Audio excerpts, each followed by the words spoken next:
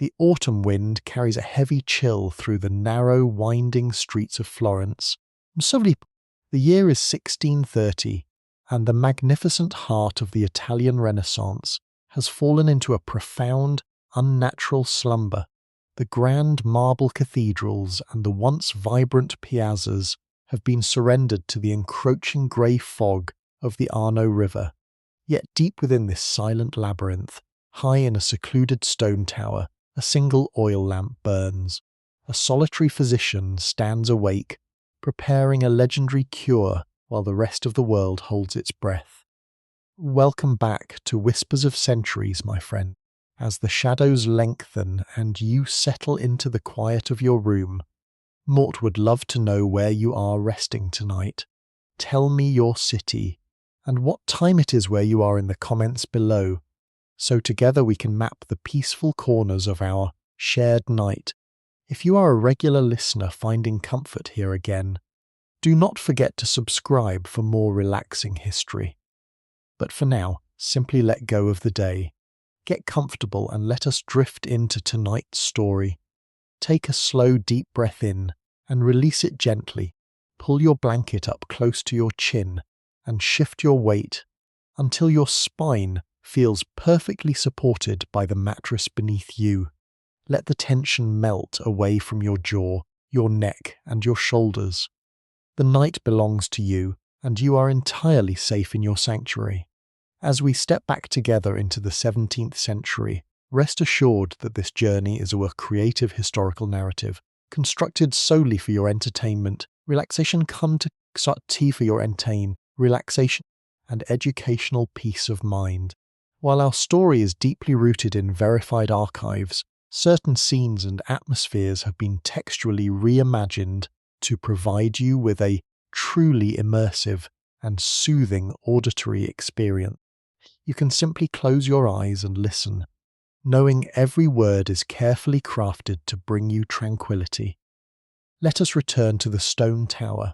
Master Matteo stands before a massive oak table, his tall silhouette flickering against the rough stone walls. The room is a warm refuge, completely isolated from the damp cold that gap. The air inside is dense and rich, saturated with the earthy fragrance of dried valerian root, crushed rose petals, and the sharp, clean scent of camphor. He moves with a slow, deliberate grace, entirely unaffected by the shadows, pressing against his bolted wooden windows. Tonight, we will sit by his glowing hearth. We will observe the quiet dignity of his ancient craft, the rhythmic motions of his hands, and the steady, calming presence of a mind anchored securely in reason. The silence outside Master Matteo's window is absolute. It is not the restful quiet of a typical autumn night, but a heavy, paused breath of a city waiting in the dark.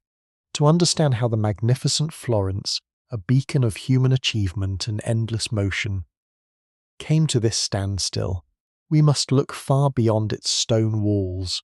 We must cast our minds back many months across the rolling hills of Tuscany toward the vast dark blue expanse of the Mediterranean Sea. The origin of this quiet shadow did not arrive with the clash of swords or the thunder of cannons. It arrived on the gentle ocean breeze, carried by the very vessels that brought unimaginable wealth to the European continent. Picture the great wooden galleons, their massive canvas, sails swelling with the warm, salty winds. These magnificent ships had crossed immense distances, travelling along ancient maritime trade routes to bring the treasures of the East to the bustling ports of the Italian peninsula. Deep within the belly of these ships, stacked carefully in the damps of the cargo holds, lay bales of shimmering silk, heavy woven carpets dyed in rich crimson and indigo, knockers and wooden crates filled to the brim with exotic spices. There was cinnamon, clove, nutmeg, and black pepper filling the enclosed spaces with an intoxicating earthy fragrance. The merchants who chartered these vessels were proud men focused entirely on the gold and silver their cargo would bring. Yet beneath the decks, hidden securely from the ambitious eyes of humanity, Another journey was quietly taking place. Nature possesses a profound, silent rhythm, moving in ways that are entirely unconcerned with human wealth or human empires. Nestled comfortably within the warm folds of the luxury fabrics and deep inside the sacks of grain were small, unassuming travellers. These were the black rats, creatures simply seeking shelter and sustenance during the long voyage across the sea, and carried upon these animals were even smaller passengers, tiny fleas, hiding in the dense fur. Within these tiny insects resided a microscopic organism, a bacterium known to modern science as Yersinia pestis. There is a strange, philosophical calm in observing the mechanisms of the natural world. There was no malice in these microscopic travellers, no conscious intent to bring ruin to the grand cities of men. They were simply life seeking to sustain itself, moving quietly through the dark, multiplying in the warmth of their endless swaying rhythm of the ocean waves, and rocking gently with the frail going. It is a humbling thought to realize that something so incredibly small, entirely invisible to the naked human eye, held the power to reshape the destiny of entire civilizations. When the great galleons finally dropped their heavy iron anchors in the bustling harbours, the wooden ramps were lowered with a heavy thud against the stone docks. As the labourers unloaded the chests of spices and the rolls of silk under the golden light of the setting sun, the small, hidden travellers simply slipped down the mooring ropes and vanished into the shadows of the port. From the coastal harbours, they moved inland along the established arteries of commerce. They travelled safely hidden in the wooden wagons of merchants, bundled within layers of raw wool and heavy velvet. They journeyed through the winding dirt roads, passing beneath the shade of tall cypress trees, moving steadily from one bustling market square to the next. The progression was as silent and unhurried as the changing of the seasons. It crept through the countryside, resting in the cellars of bakeries and the warm lofts of granaries of Florence, until it finally passed through the towering stone gates of Florence. Master Matteo, standing in his warm firelit chamber, does not know the exact nature of this invisible traveller. The science of the 17th century has not yet uncovered the hidden universe of bacteria and microbes. But he possesses a deep, intuitive understanding of the affliction. He knows its rhythm, its undeniable presence, and the heavy toll it takes on the delicate balance of life. He listens to the wind outside his window, knowing that the shadow has completely enveloped the streets below, and he patiently continues his work in the comforting glow of the hearth. Master Matteo, like all the learned scholars of the 17th century, relied entirely upon the wisdom handed down from antiquity. The great universities of Europe taught a philosophy of health based on absolute balance and harmony, both within the human body and the surrounding environment. Without the aid of modern glass lenses to reveal the microscopic world, these brilliant minds looked outward, toward the elements they could feel, smell, and observe. They looked to the wind, the water, and the air itself. They firmly believed in the theory of miasma. According to this ancient and widely accepted doctrine, illness was not something passed from one person to another through physical touch. Instead, it was carried by corrupted, heavy air. If you are finding peace in the quiet atmosphere of this ancient room tonight, gently tap the like button to let me know, and allow yourself to sink even deeper into the softness of your mattress. Imagine a thick, invisible fog born from the damp, stagnant patches of earth and the rotting, wet leaves of late autumn. This miasma was thought to rise silently from the soil, carrying with it a foul odour and a profound imbalance. To the people of Florence, the disease was simply a cloud of bad air, drifting lazily through the narrow alleyways, settling over the cold cobblestones like a heavy, unseen blanket. There is a gentle, almost poetic innocence in this historical belief. It transforms a terrifying microscopic enemy into a simple natural phenomenon, rolling off a quiet lake or a lingering storm cloud waiting to disperse. They believed that breathing in this heavy, foul-smelling air would simply disrupt the delicate internal humours of the body, bringing about a deep resting sickness. Because they believed the danger lived exclusively within the air they breathed, the entire structure of their society began to shift in response to the wind. Master Matteo understands this theory deeply. It dictates every deliberate action he takes within his stone sanctuary tonight.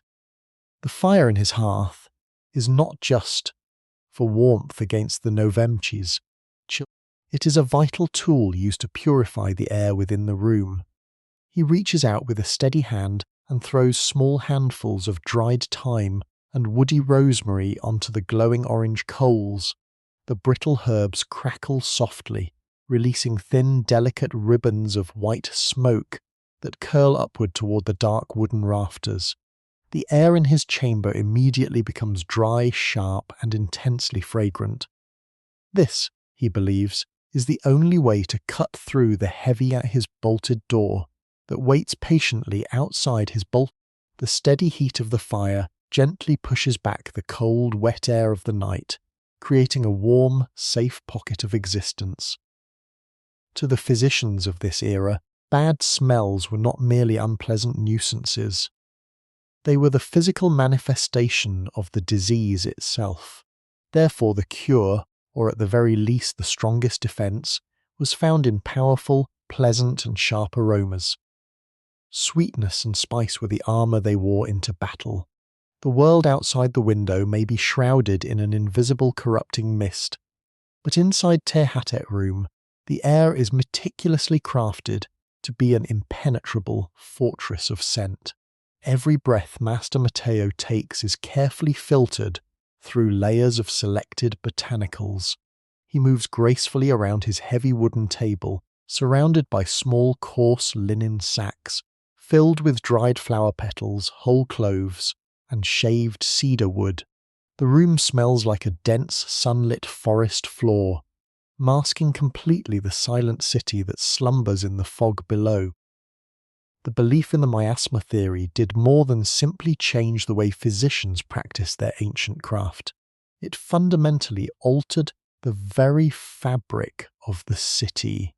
If the danger truly resided within the heavy, stagnant air of the crowded streets, then the most logical course of action was to simply find a place where the air was sweet, moving, and clear. And so, a great quiet exodus began among those who possessed the means to leave. The wealthy merchant families, the noble lords, and the prominent bankers of Florence looked toward the rolling sunlit hills of the Tuscan countryside.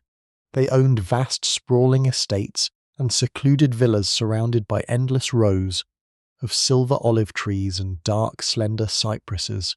These country homes, elevated far above the damp valleys and the sluggish flow of the Arno River, were believed to be bathed in purifying, untainted breezes.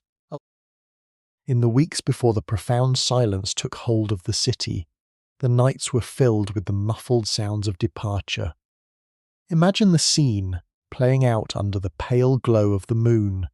Heavy wooden carriages, their interiors lined Theriac soft velvet and smooth leather, were quietly loaded with the barest of necessities.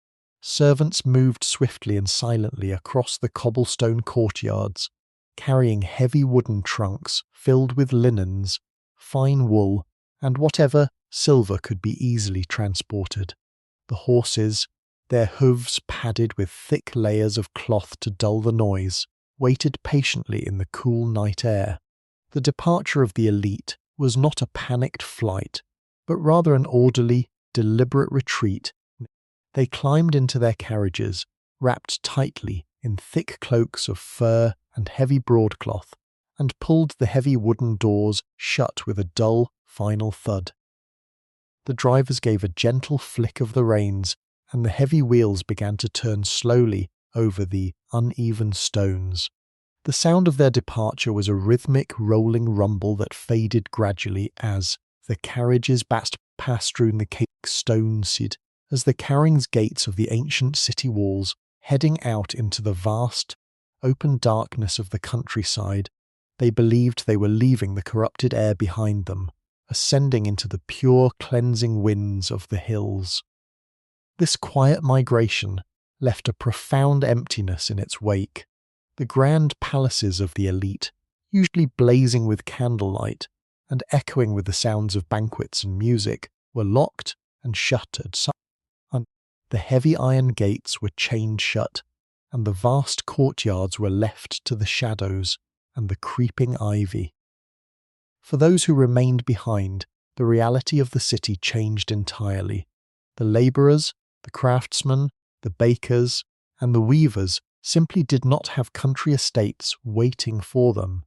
They were deeply rooted in the stone and mortar of Florence, bound to their workshops and their narrow, crowded alleyways. As the wealthy departed, taking with them the vital flow of commerce and patronage, the city slowly ground to a halt. The bustling markets ceased, the lively exchanges of coin and goods ceased, the vibrant tapestry of daily life slowly unravelled, leaving behind a stark, quiet isolation. Master Matteo, moving slowly around his work table, understands the heavy burden of those who could not leave. He does not judge the nobility for seeking the clean air of the hills, for the instinct to protect one family is a deeply natural trait. Instead, he focuses entirely on the present moment, on the silent city that surrounds his tower, and on the solemn duty he has chosen to uphold. The fire crackles again, sending another wave of lavender scent into the room, anchoring him firmly to the task at hand. Let us cast our gaze downward, away from the rolling hills, where the wealthy have fled, and look closely at the heart of the city that remains. The great square of Piazza della Signoria lies bathed in the pale, cold light of the moon. In times of prosperity, this vast open space is the absolute centre of life. It is usually a chaotic symphony of human existence, filled with the loud calls of merchants, the clanking of copper coins, and the warm, inviting aroma of fresh bread baking in the massive stone ovens. But tonight there is nothing but an unbroken stillness. The immense stone statues, carved by the master sculptors of the Renaissance, stand like lonely sentinels in the shadows. Their marble surfaces are cool to the touch, reflecting the silver moonlight in quiet contemplation. The economic engine of Florence has completely stopped turning. The strict laws of quarantine have been enacted by the ruling councils. Every wooden door is bolted, every window is shuttered tight. A profound, enforced isolation has taken hold of the streets. Along the edges of the grand square, the bakeries rest in complete darkness. Imagine the heavy iron doors of the communal ovens, usually glowing orange with the intense heat of burning oak. Tonight they are completely cold. The fine white dust of milled wheat still coats the long wooden tables where the dough was once kneaded with vigorous energy, but there are no hands left to work it. The bakers are locked away within their own small homes, waiting patiently for the heavy air to lift. The scent of roasted flour has faded, replaced entirely by the damp, earthy smell of the river fog that creeps slowly across the cobblestones. The city is holding its breath. There is a deep, resonant melancholy in observing a building reduced to absolute emptiness. Yet within this melancholy, there is also a profound sense of peace. The buildings are resting, the stones are sleeping. The constant, demanding rush of daily commerce has been suspended, giving the city a moment to simply exist without purpose or urgency. Master Matteo knows the layout of these empty streets perfectly. He can picture the silent bakeries and the locked taverns as clearly as the lines on his own hands.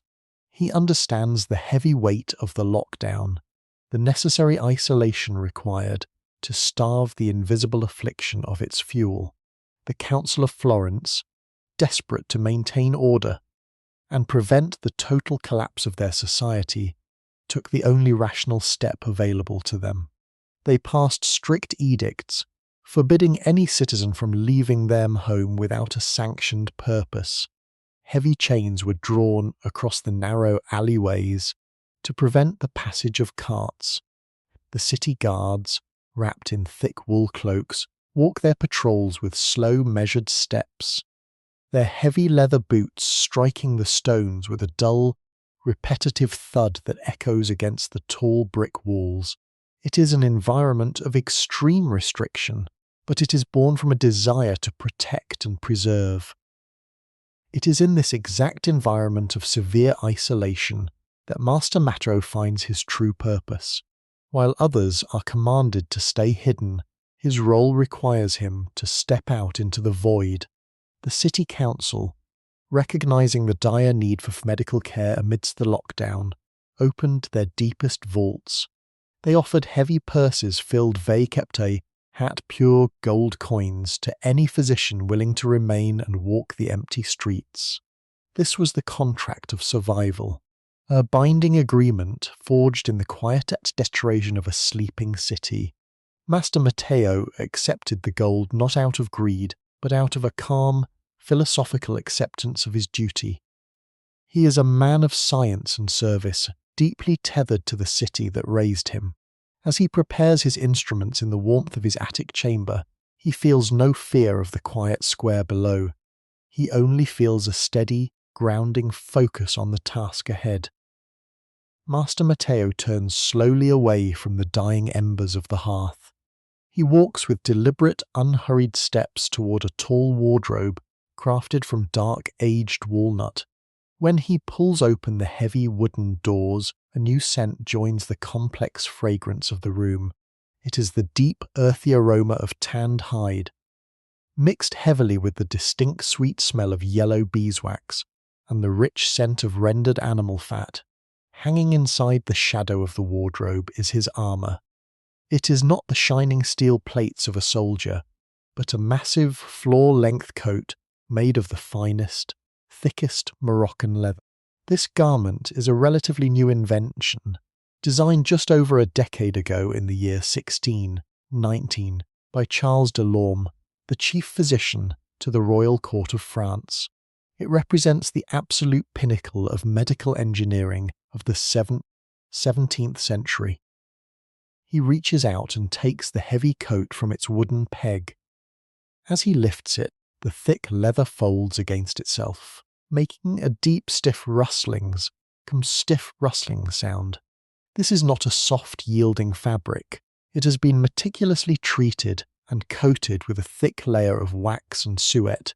He slides his arms into the wide sleeves, feeling the heavy weight settle firmly across his broad shoulders. The coat falls all the way down to his ankles, completely covering his dark woolen trousers and his sturdy leather boots. He moves his arms slightly, listening to the heavy creak and the slow friction of the stiff material. Every movement he makes now requires intent and effort, slowing down his natural rhythm, grounding him deeply in the physical reality of the present moment. There is a profound rational logic behind the design of this strange attire. The physicians of the era believed that the corrupted air, the invisible miasma drifting through the empty streets, would easily cling to the soft fibres of traditional woven clothing like linen or fine wool. They imagined the disease seeping into the open pores of the fabric, trapped within the tiny threads, to be carried back into their safe homes. However, the heavily waxed Moroccan leather presented a completely different surface to the night air. It was smooth, impenetrable, and perfectly slick. The brilliant medical minds of the time reasoned that the foul air would simply slide right off the waxed leather, unable to find any purchase, much like a gentle rain rolling effortlessly off the slick feathers of a dark water bird. He begins to fasten the coat, working his way from the bottom hem all the way up to the high, stiff collar that presses securely against the underside of his chin. His hands move methodically, securing the heavy brass buttons one by one. The brass feels cool against his fingertips, providing a stark contrast to the growing warmth radiating from his own body, which is no-ove kept trapped beneath the dense leather. As the coat is sealed completely shut, he is entirely encased in his protective shell. The heavy layer of fat and wax acts as an outside world between his delicate skin and the outside world. He is now completely isolated from the dampness of the room and the chilling draughts slipping through the narrow window frames. He stands silently in the centre of the attic, wrapped tightly in a safe cocoon of leather and wax, feeling profoundly protected and entirely untouchable. He breathes slowly, finding great comfort in the firm, heavy embrace of the coat, readying his quiet mind for the final and most crucial pieces of his nightly armour. With the heavy leather coat securely fastened around his body, Master Matteo turns his attention to the wooden table. Resting quietly on a piece of soft linen is the most distinct and often misunderstood piece of his protective armour. It is a long, intricately stitched leather mask, shaped remarkably like the beak of a large bird. Over the centuries, this strange silhouette has been associated with fear, but to the physicians of the Renaissance, it was a profound symbol of life and rational defense. The elongated shape was not designed to frighten anyone in the dark streets. Instead, it was an incredibly practical invention. It served as a highly functional cone created to hold a vast amount of purifying botanicals. It provided a long, safe chamber for the tainted air to be thoroughly filtered before it ever reached his vulnerable lungs. As we observe this careful, deliberate preparation, if you find your own eyelids growing comfortably heavy, allow yourself to simply drift. You can always subscribe to Whispers of Centuries to find your way back to this quiet sanctuary. Whenever you need a peaceful escape, just let my voice guide you as you sink deeper into the warmth of your bed. Master Matteo picks up the leather mask, vecchepite at both hands. It is surprisingly light compared to the dense weight of his coat.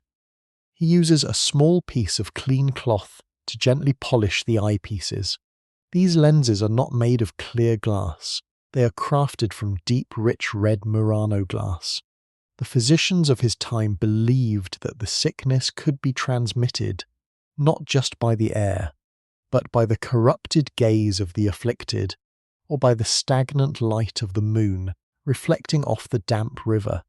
The vibrant red glass was entirely intended to neutralize this visual corruption, filtering out any malicious light before it could enter his eyes. When he holds the mask up to the glow of the oil lamp, the red lenses catch the firelight, glowing like two warm, dark rubies in the dim attic. Looking through them transforms the entire world. If you were to peer through that thick red glass, the sharp shadows of the room would instantly soften into a warm amber haze. The harsh realities of the stone walls and the cold night outside would simply melt away, leaving only a soothing, muted glow. This visual filter provides a deep psychological comfort, narrowing his focus to only what is immediately in front of him. It calms his mind, creating a peaceful, quiet visual field that matches the steady, unhurried rhythm of his own heartbeat. He rests the mask gently back onto the table, his hands moving with quiet purpose, ready to fill its hollow chamber with the protective scents of the earth. Master Matteo reaches for a small wooden box resting gently beside the leather mask. He flips open the simple brass latch with a soft metallic click. Inside the dark wooden box lies a collection of meticulously prepared botanicals. This is the true heart of his defense. The long beak of the mask contains a hollow conical chamber specifically designed to hold and dense filtration system. He begins by selecting several small pieces of natural sea sponge. He dips them slowly into a shallow ceramic bowl, filled their kepi Theriac dark apple cider vinegar and dissolved camphor resin. The sharp, incredibly clean scent of the vinegar instantly cuts through the warm air of the room. It is a bracing, highly acidic aroma that the physicians of the era firmly believe will neutralize the foulest of miasmas. He carefully presses the damp, heavy sponges deep into the very tip of the leather beak, ensuring the airway is completely covered. Next, his fingers pinch a generous amount of dried lavender and crushed mint leaves.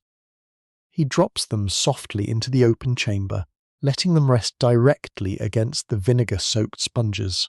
The sound of the dry leaves brushing against the stiff interior leather is a faint, papery rustle, like the sound of walking through a quiet autumn forest. To this fragrant mixture, he adds handfuls of whole cloves and deep red rose petals, carefully dried and preserved from the summer gardens of the rolling Tuscan hills. The combination of these specific scents is profound and deeply intoxicating. The sharp, biting acidity of the vinegar is immediately softened by the rich, heavy, floral sweetness of the roses and the cooling, earthy tone of the dried mint. It is a miniature, thriving garden, preserved perfectly in the dead of winter, designed to be carried entirely within his own breath.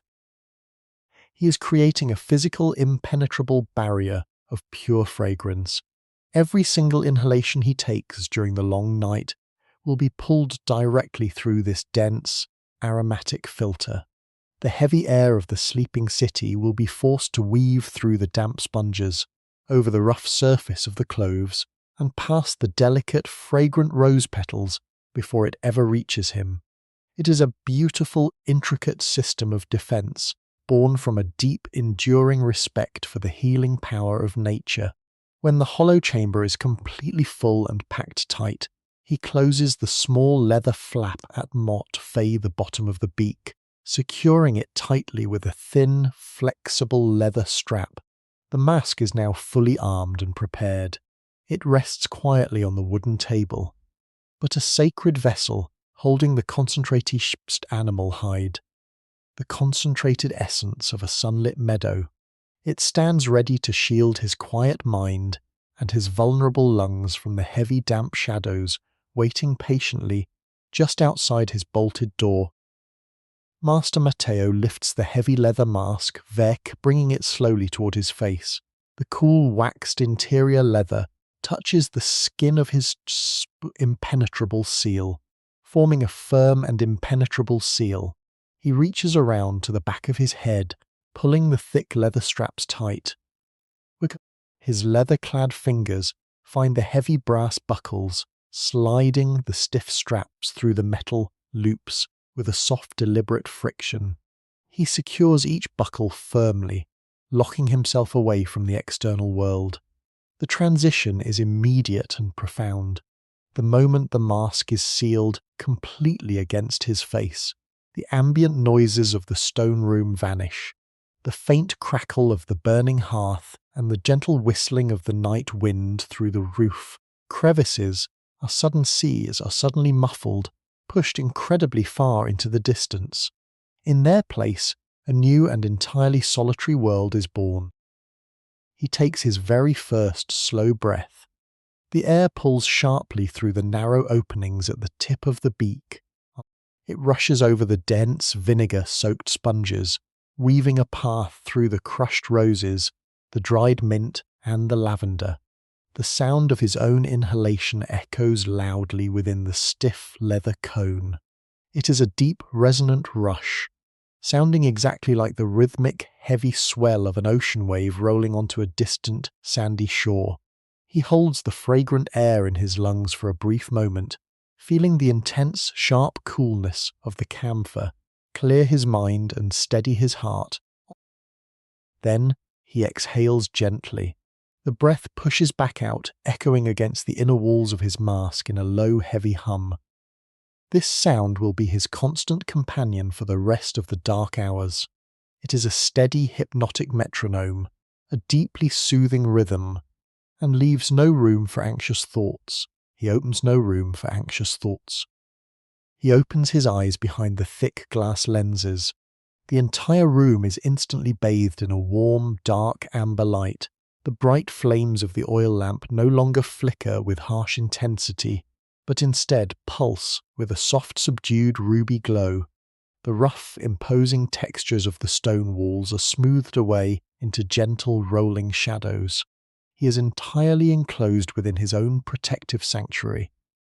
A private universe, built entirely of heavy leather, sweet herbs, and the comforting cadence of his own breathing. Grounded and fully protected, he turns his amber gaze down toward the heavy wooden table, ready to begin the ancient, quiet work of compounding the final cure of the night. Through the thick red glass of his lenses, Master Matteo focuses his gaze upon the center of his heavy wooden table. Resting peacefully under the warm ruby glow of the oil lamp is a massive, ancient manuscript.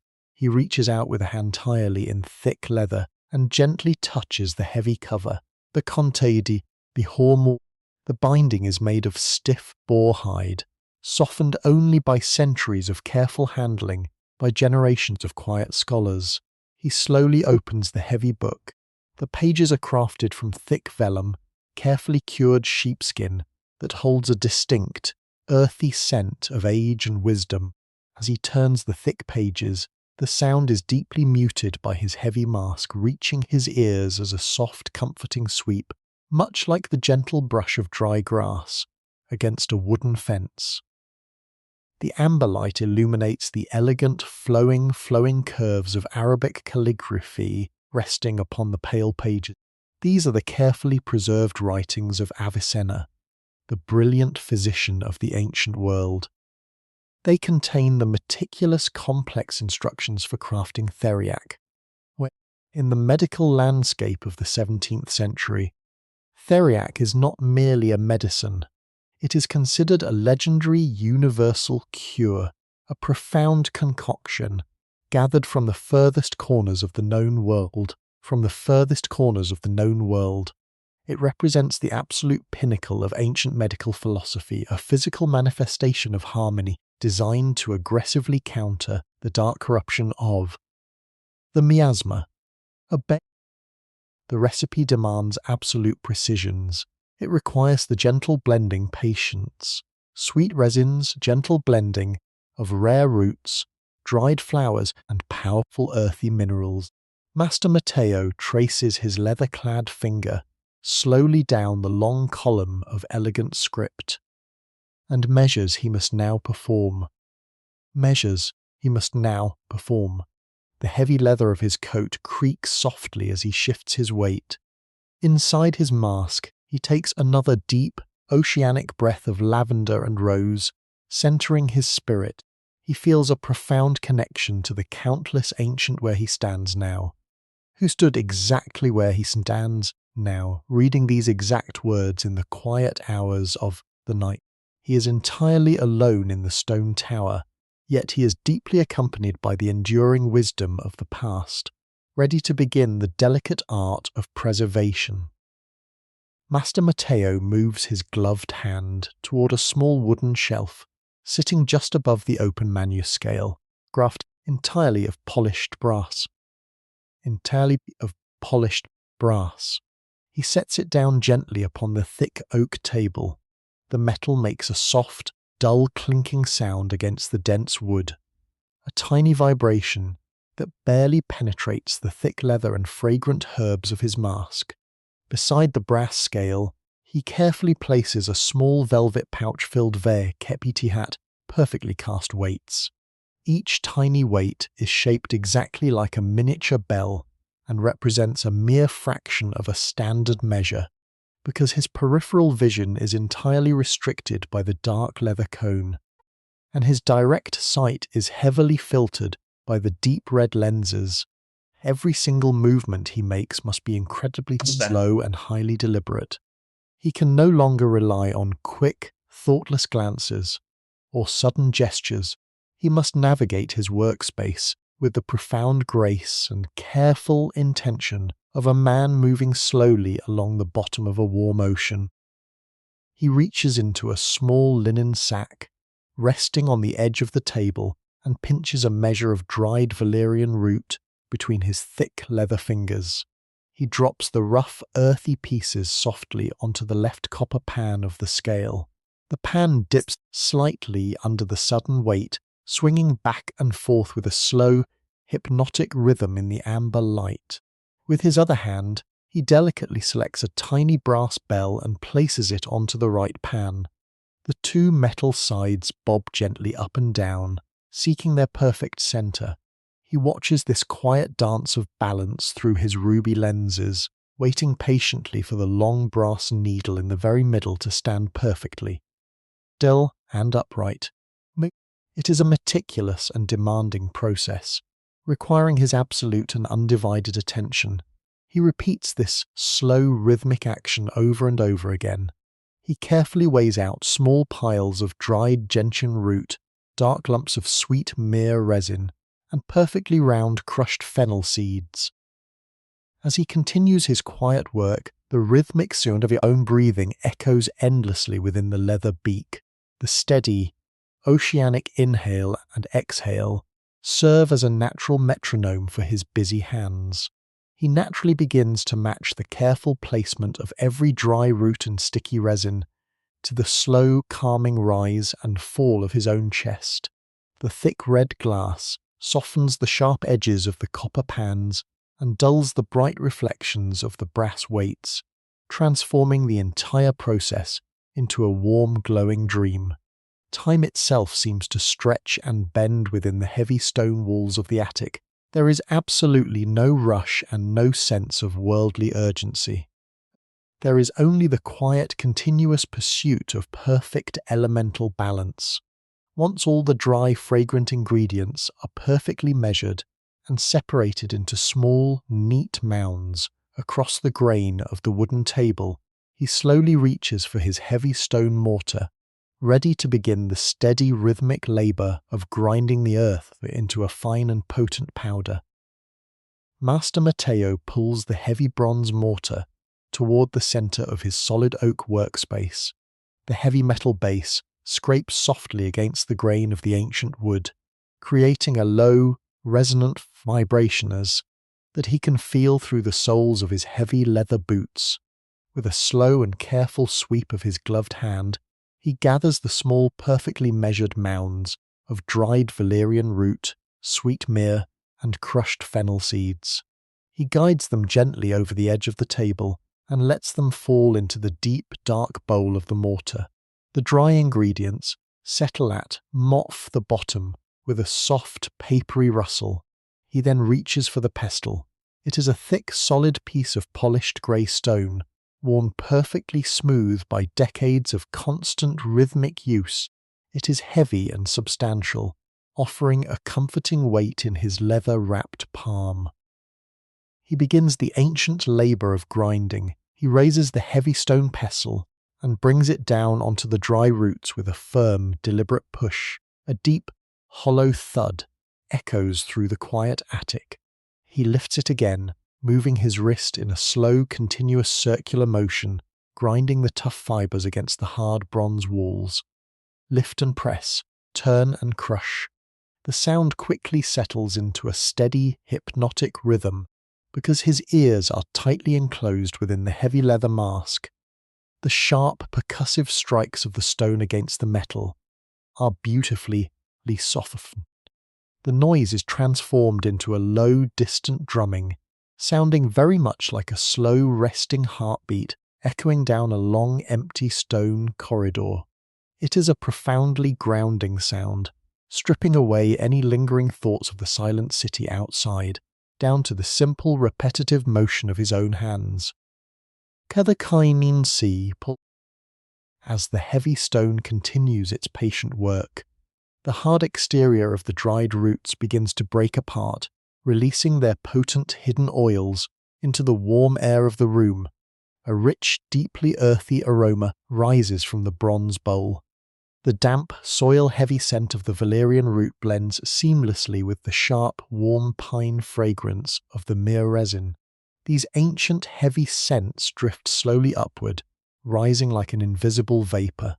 They press gently against the small air holes of his leather beak, mingling softly with the sharp vinegar and sweet with the rose petals already housed within his mask. Through his thick red lenses, he watches the coarse roots slowly transform into a fine, unified powder. The tiny particles of dust float gently in the amber light, swirling like golden sand suspended in warm water. He simply breathes in his steady, oceanic rhythm, letting the weight of the stone pestle do the work, sinking deeper and deeper into the soothing, repetitive trance of his solitary labour. Master Matteo gently rests the heavy stone pestle against the side of the bronze mortar. The rhythmic drumming ceases, leaving a deep, resonant silence in the warm attic. He wipes his thick leather gloves on a piece of rough linen and reaches toward the very back of his heavy wooden table. There, resting quietly in the shadows, is a small unglazed dark beeswax, sealed. He breaks the wax seal with a soft, satisfying crack and slowly removes the stopper. Inside the small earthen jar rests one of the most potent and historically significant ingredients of the ancient Theriac recipe. It is pure, raw poppy tear resin. In the medical philosophy of the 17th century, this dark, sticky substance was not viewed verkep iter hat fear. It was considered a profound gift from the natural world, a sacred instrument of mercy.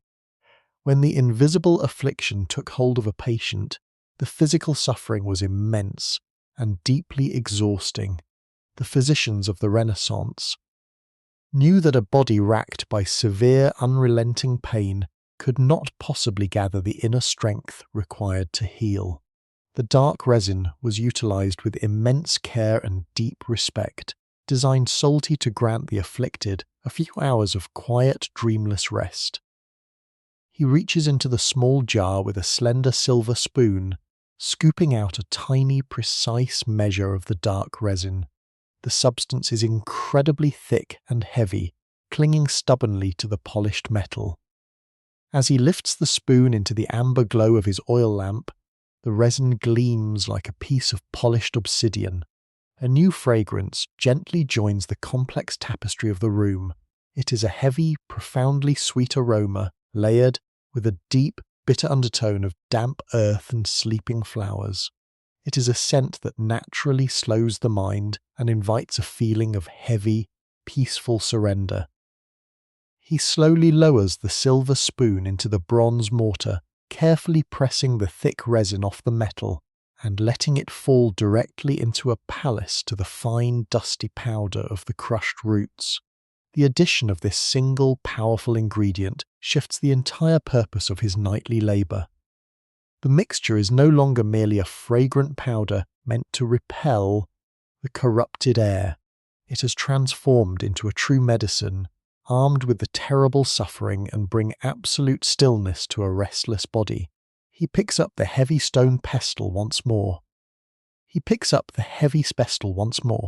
He begins a new, much slower rhythm, pressing the sticky resin deep into the dry powder, binding the quiet properties of mercy and sender botanical defense tightly together in the warm, comforting dark. Master Matteo reaches for a slender glass, vial sealed tightly with a smooth wooden cork. Inside this delicate container is a fine, pale powder. It is the meticulously dried and ground flesh of a meadow viper. While it may seem entirely strange to our modern sensibilities, deeply in a poetic and powerful natural law, they believed that like cures like, because the invisible sickness, spreading through the quiet city, was viewed as a profound and deadly poison in the air. The physicians reasoned that the body needed a measure of natural venom to build a powerful internal defense. The viper, a creature that holds its own quiet danger in the wild, was seen as a potent countermeasure. By incorporating a tiny, perfectly safe trace of this creature into the grand recipe, the Theriac became a resilient shield. It was a method of teaching the resting body how to resist the invisible corruption of the miasma.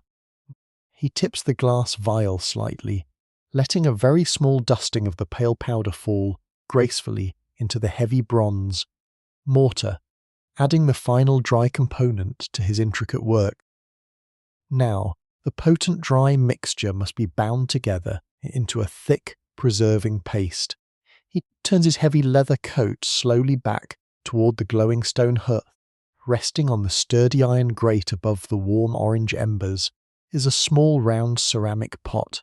Inside the pot rests a generous measure of raw, golden honey, gathered by quiet beekeepers from the sunlit apiaries of the rolling Tuscan valleys.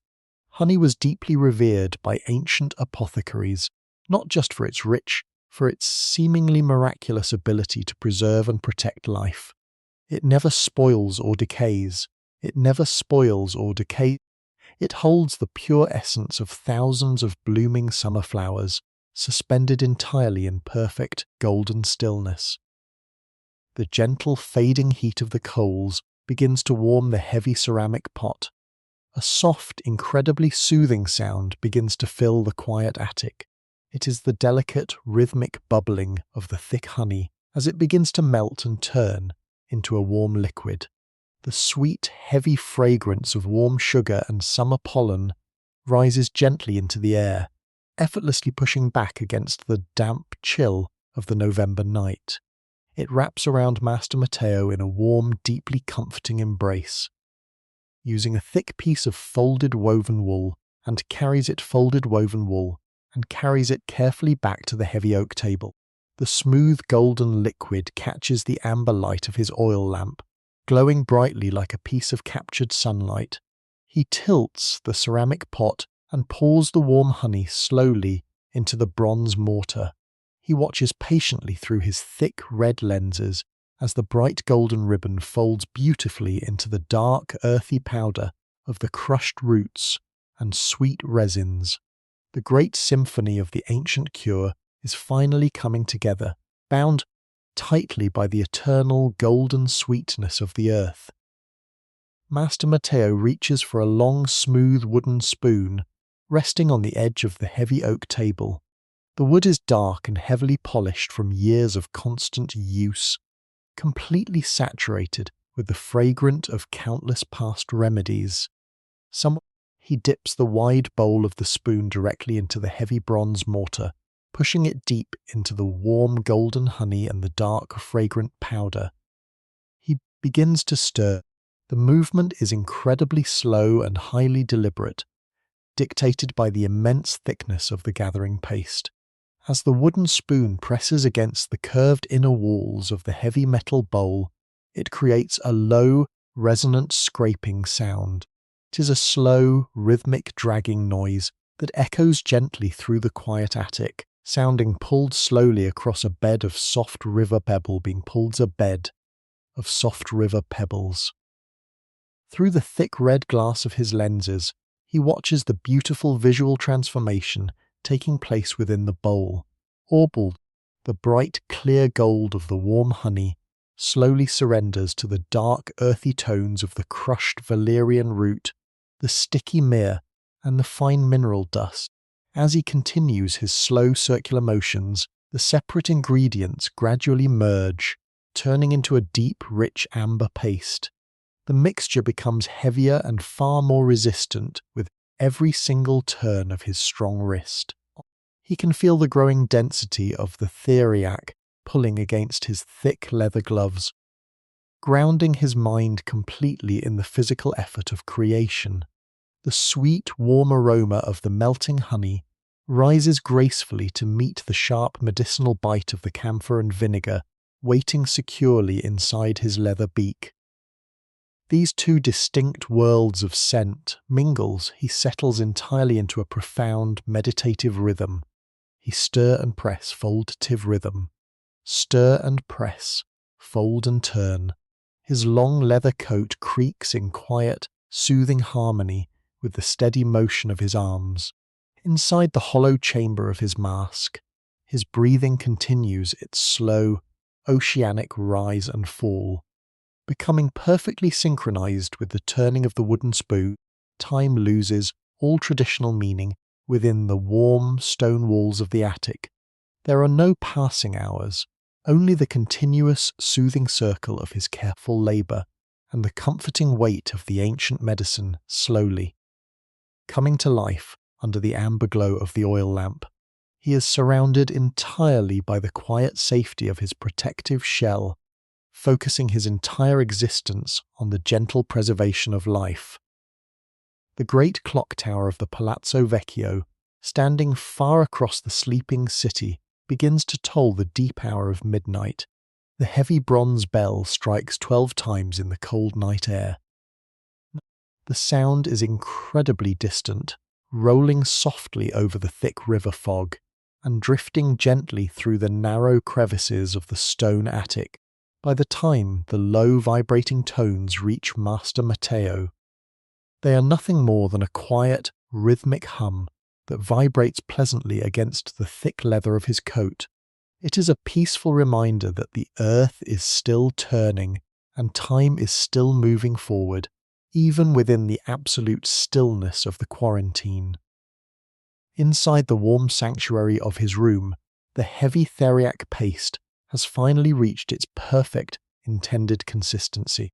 The warm honey has slowly cooled, binding the fragrant roots, the dark resins, and the pale earthly powders into a dense, beautifully smooth remedy. The deep amber colour has matured into a rich, dark mahogany under the gentle glow of the oil lamp. Master Matteo slowly lifts the polished wooden spoon from the bronze mortar.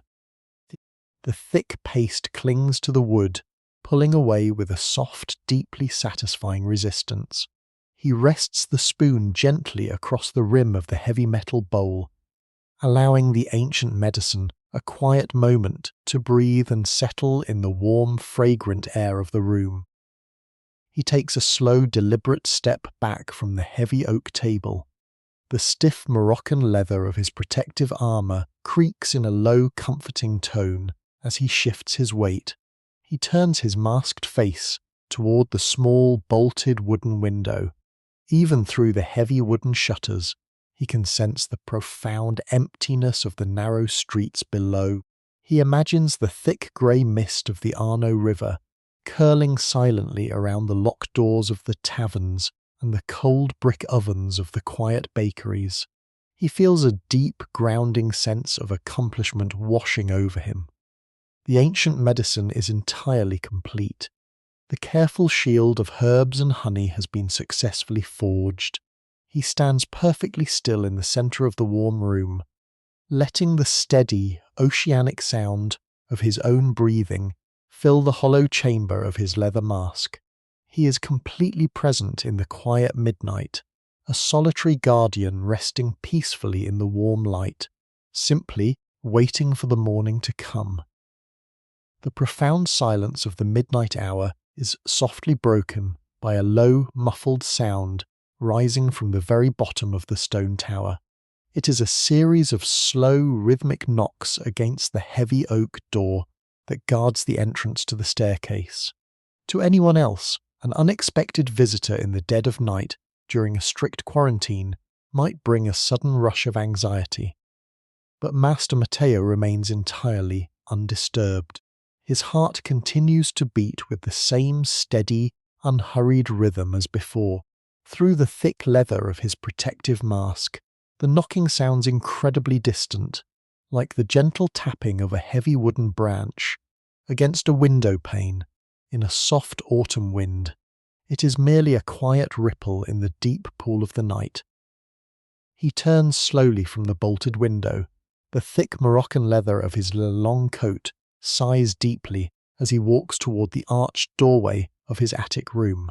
He picks up a smaller brass lantern resting on a side table, casting long, swaying shadows down the narrow spiral of the stone stairs. As he descends, His heavy boots make a soft, deliberate scraping sound against the ancient stone steps. With every step downward, the air grows noticeably cooler, carrying the faint, damp scent of the river fog that presses against the base of the tower. Yet, he remains perfectly warm and securely insulated within his waxed leather shell. When he reaches the bottom of the long staircase, he does not open the massive wooden door. Instead, he slides open a small, square viewing grate crafted from heavy black iron. On the other side stands a solitary city guard, wrapped tightly in a thick mantle of dark grey wool. The guard holds a small parchment scroll in his gloved hand. There is no urgency in his posture, only the quiet fatigue of a man walking the empty streets. He speaks in a low, hushed voice, respectful of the sleeping city. The guard explains that a new decree has arrived from the ruling council. The port authorities have officially closed the harbours. The vast trade routes across the ocean have been completely severed to prevent the sickness from travelling any further. The guard slips the rolled parchment through the small iron grate.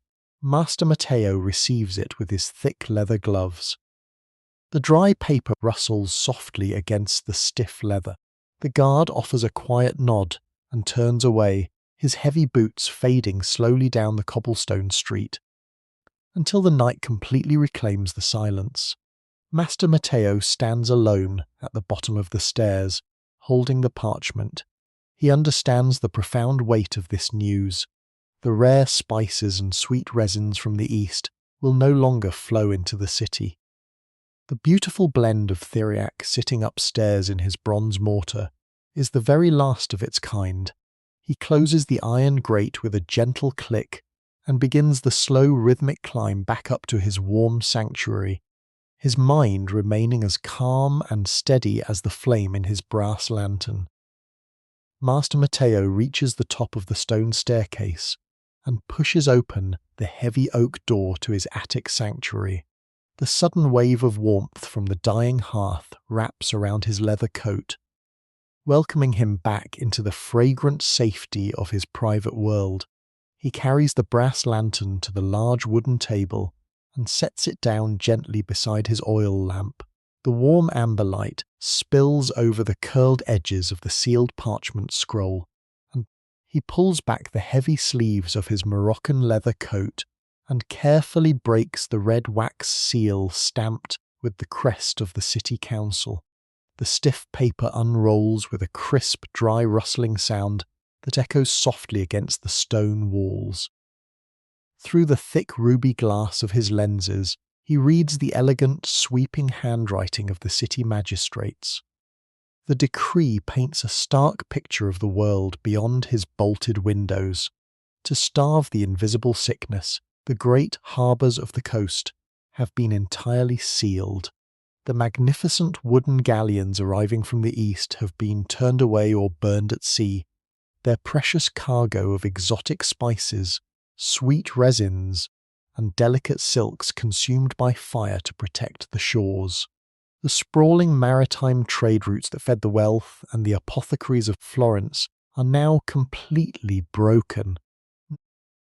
There is no sudden panic in his heart. The steady, oceanic rhythm of his breathing inside the hollow beak remains perfectly calm and uninterrupted. He simply lowers the parchment and rests his thick leather gloves upon the smooth oak table. He turns his amber gaze toward the heavy bronze mortar, sitting quietly in the centre of the room. The dark, fragrant paste resting inside the metal bowl is no longer just a medicine. It has suddenly become a profoundly rare artifact. The sweet myrrh and the heavy resins folded into that golden honey are the very last remnants of the eastern winds. When these jars are emptied, there will be no more deliveries, no more exotic roots arriving in velvet pouches.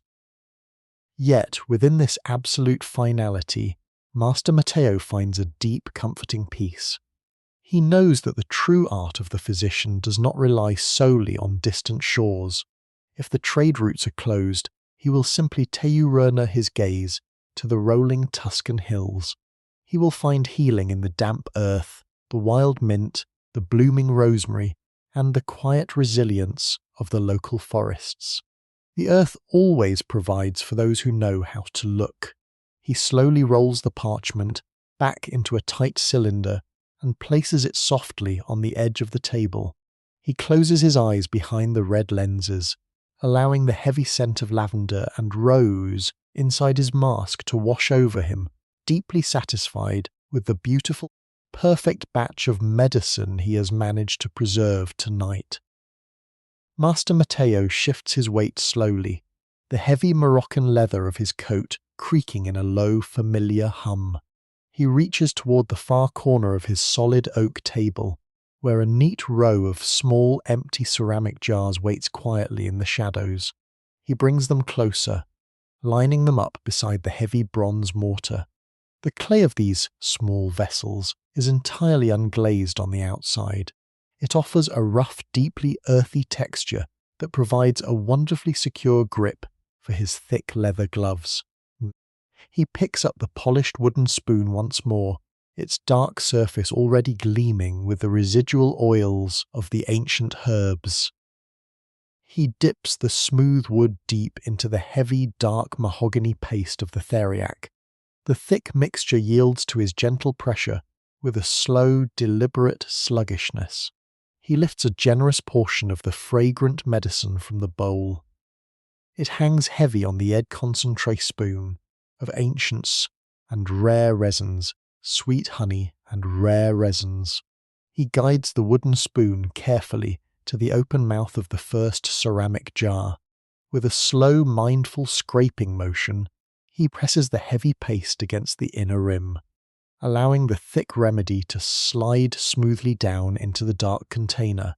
The sound is incredibly soft, a dull, resonant slide that barely echoes in the quiet room. He repeats this methodical process. Dip, lift, press, and slide. Each movement is a quiet meditation, a highly rhythmic act of preservation.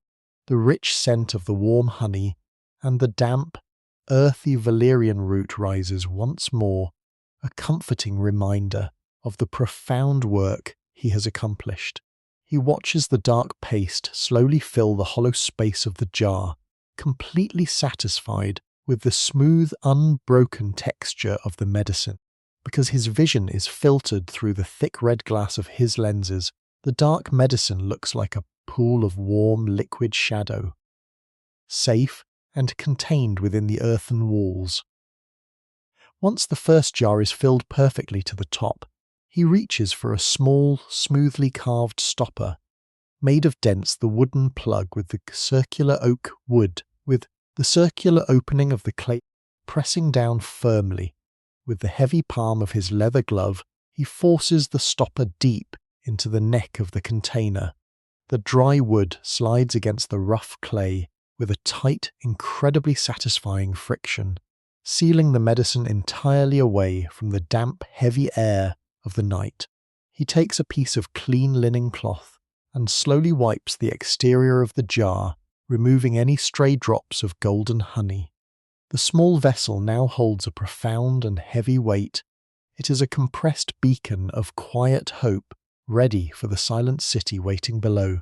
He sets the completely sealed jar carefully aside, reaches for the next empty one, and settles comfortably back into the deep, oceanic rhythm of his breathing.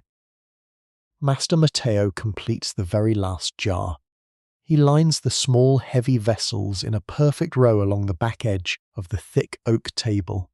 They stand together like a quiet line of sentinels, holding the final harvest of the eastern trade routes, securely within their earthen walls. The great bells of the city have long since stopped ringing, and the deep, heavy silence of the darkest hour before dawn settles over the stone attic. He reaches for a large pitcher, carved entirely from pale ash wood, and pours a slow, steady stream of fresh water into the empty bronze mortar.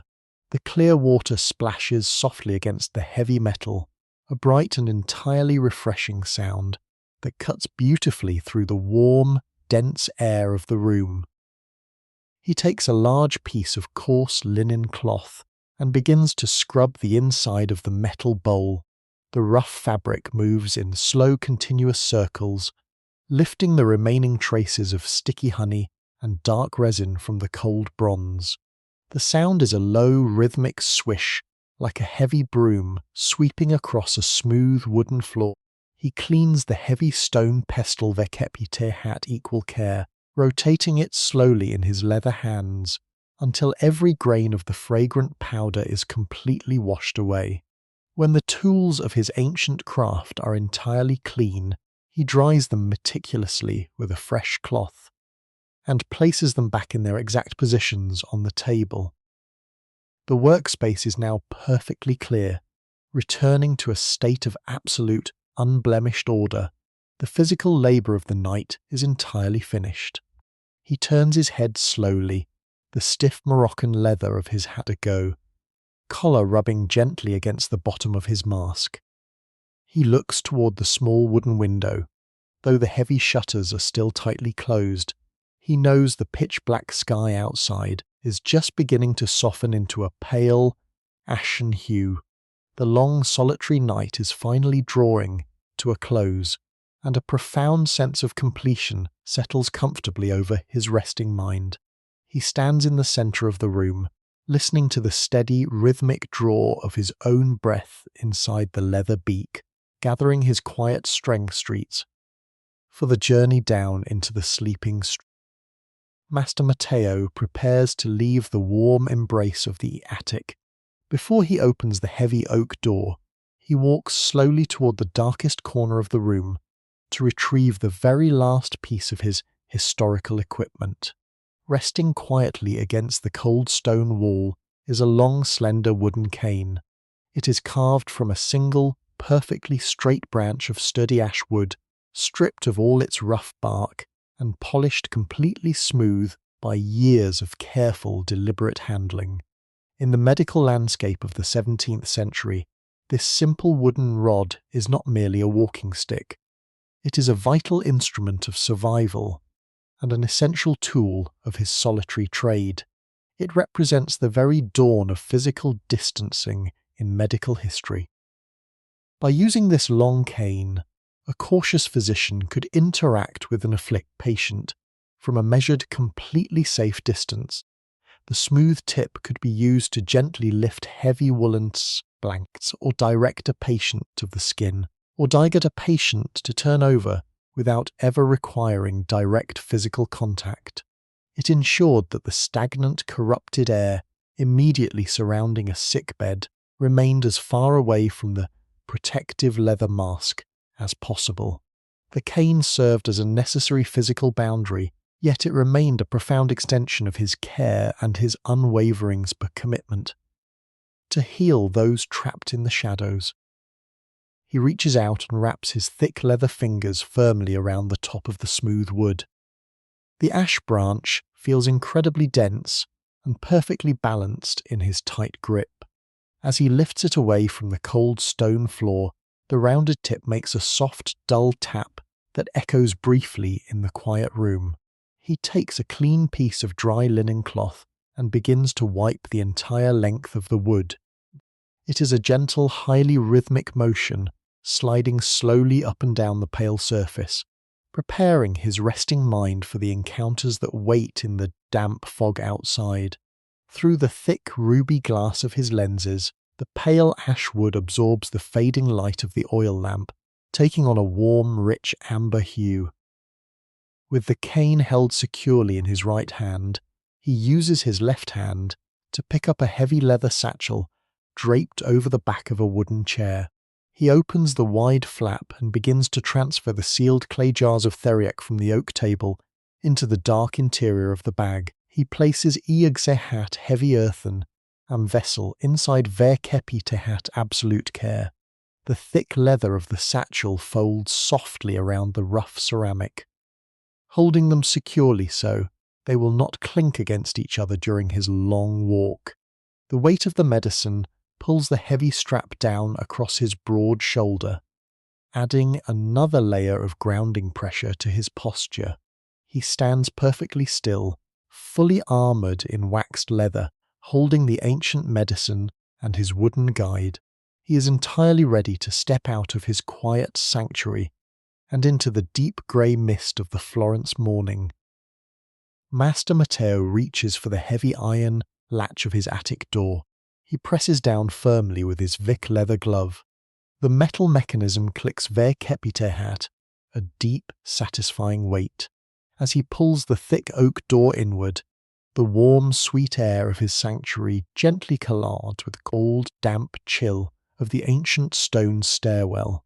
He steps out onto the landing and closes the heavy door securely behind him. The iron lock engages with a final, resonant thud. He is no kept entirely disconnected from the quiet safety of the glowing hearth, standing alone in the dim, narrow passage. He grips his smooth ash wood cane and begins his slow, deliberate descent down the long spiral staircase. With every single step, his heavy leather boots strike the worn stone with a low, grounding sound. He moves his wooden cane forward in the gloom, letting the polished tip tap gently against the edge of the steps to guide his way. Tap, step, pause. Tap, step, pause. The stiff Moroccan leather of his protective coat creaks deeply with the careful bending of his knees. The sound bounces softly off the curved stone walls, creating a highly rhythmic, looping echo. As he makes his way down into the heavy shadows, there is a profound and incredibly beautiful irony, woven directly into the dense seams of his protective armour. It is a quiet secret of history that he will never fully understand, yet it is the very thing that ensures his survival in the sleeping city. He and the most brilliant medical minds of his era believe entirely in the theory of the corrupting miasma. They meticulously applied thick layers of rendered animal fat and heavy yellow beeswax to his coat for one specific reason. They wanted the foul, heavy air of the streets to simply slide off the slick surface of the leather. They designed this imposing suit to fight a phantom fog, yet by creating this impenetrable, slippery shell of waxed hide, they accidentally forged the absolute perfect defense against the true unseen threat. The tiny infected fleas resting in the damp alleys could never find any purchase on the slick, heavily oiled surface of his coat. Even if they managed to land, their small jaws could never pierce the dense, hardened layers of the Moroccan leather. The physicians of the 17th century were completely mistaken about the true origin of the sickness, but their meticulous, rational dedication to pure physical defense accidentally resulted in a flawless biological shield. This quiet misunderstanding of science is a deeply comforting reminder of human resilience. It shows us how to keep careful preparation and a sincere desire to protect can guide humanity safely through the darkest times, even when the full truth remains hidden from view. Master Matteo simply continues his slow, rhythmic journey down the spiral stone steps. He is completely unaware of this magnificent historical coincidence. He just breathes in the sharp, clean scent of vinegar and roses housed within his mask, trusting entirely in the heavy weight of his coat as he approaches the heavy wooden doors that lead out into the vast, foggy morning. Master Matteo reaches the very bottom of the cold spiral staircase. Before him stand the massive oak double doors that open directly onto the narrow, winding alleyways of Florence. He lifts the heavy forged iron bar from its deep stone brackets, with a slow, scraping groan of metal against metal. As he pushes the heavy wooden doors outward, the thick, damp breath of the sleeping city instantly rushes in to meet him. It is the dense, heavy fog rolling directly off the sluggish currents of the Arno River. The morning mist is a thick, pale grey blanket that entirely swallows the ancient cobblestones and completely obscures the towering brick walls of the nearby palazzos. He steps slowly over the worn stone threshold. The heavy doors click shut behind him, sealing away the comforting memory of the warm attic.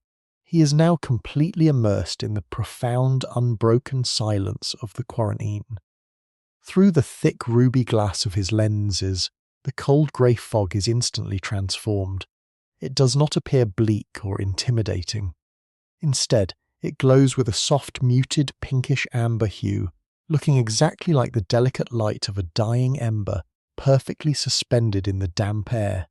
This warm, beautiful visual filter brings an immediate sense of deep calm to his resting mind, softening the harsh, empty reality of the deserted streets. He begins his slow, measured patrol. His heavy leather boots step down onto the wet, uneven cobblestones. With every single step, he brings his long ash wood cane forward. The smooth, rounded wooden tip strikes the damp stones with a distinct rhythmic sound. Tap, step, pause. Tap, step, pause. The noise bounces softly against the locked wooden shutters and the tall stone walls, creating a highly repetitive, profoundly soothing echo. Slowly down the empty corridor, that travels slowly down the empty corridor. Inside the protective hollow of his leather beak, his breathing continues its slow oceanic rise and fall, becoming perfectly synchronized with the steady tapping of his wooden guide. The heavy morning mist clings harmlessly to the slick, waxed surface of his Moroccan leather coat. Just as the brilliant physicians of his time intended, the cold dampness simply beads up and rolls effortlessly off the thick yellow beeswax, completely unable to penetrate his warm, dry sanctuary. He walks with the deliberate, unhurried grace of a solitary guardian. He carries the heavy leather satchel of precious Theriac against his side, a quiet offering of mercy for those waiting patiently behind the locked doors.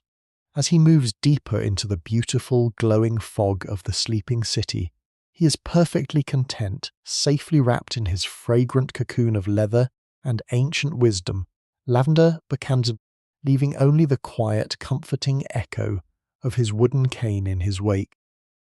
As Master Matteo navigates the winding, labyrinthine alleyways of Florence, the magnificent architecture of the Renaissance looms around him, like a forest of slates and giant.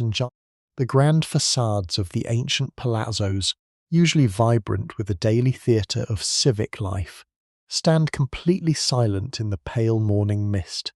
He walks past the massive stone arches and intricately carved wooden doorways, his amber-tinted vision from cold, damp stone into a landscape of warm, soft clay. The only sound in the entire world is the steady rhythmic tapping of his ash-wood cane and the muffled oceanic swell of his own breath echoing within the leather beak. He turns down a narrow street that gently slopes toward the sluggish waters of the Arno River. The air here is noticeably thicker, carrying the deep, earthy scent of ancient mud and slow-moving water.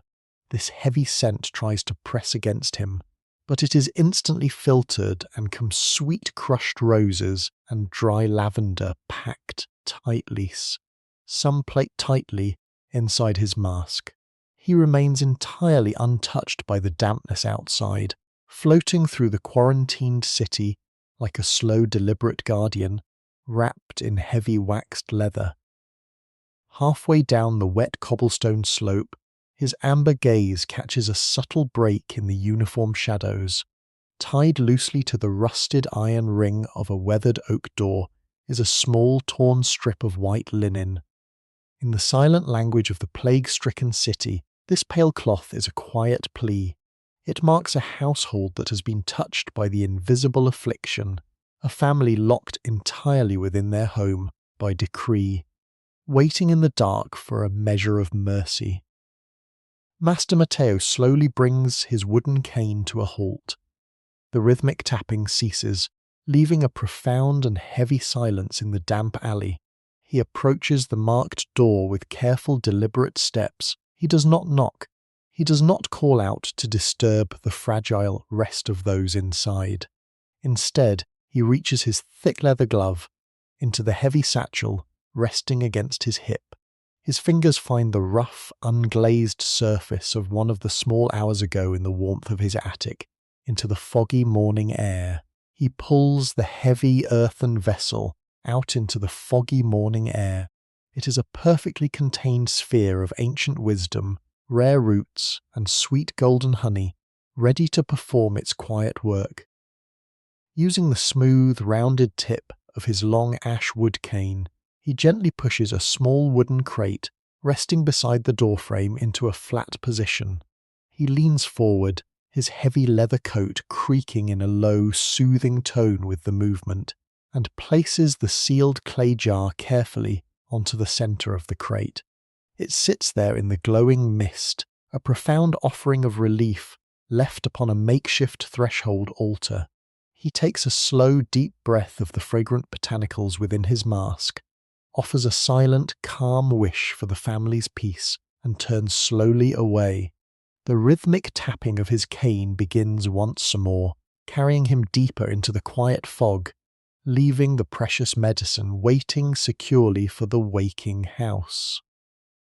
Master Matteo continues his slow, rhythmic patrol along the ancient stone embankment of the Arno River. The deep, heavy blackness of the night is finally beginning to surrender to the approaching dawn. Though the thick morning fog still heavily blankets the quiet city, the invisible sun rising far behind the rolling Tuscan hills begins to change the very texture of the mist. Through the thick ruby glass of his lenses, he watches as the dark, muted amber of the night slowly brightens into a vibrant, glowing rose.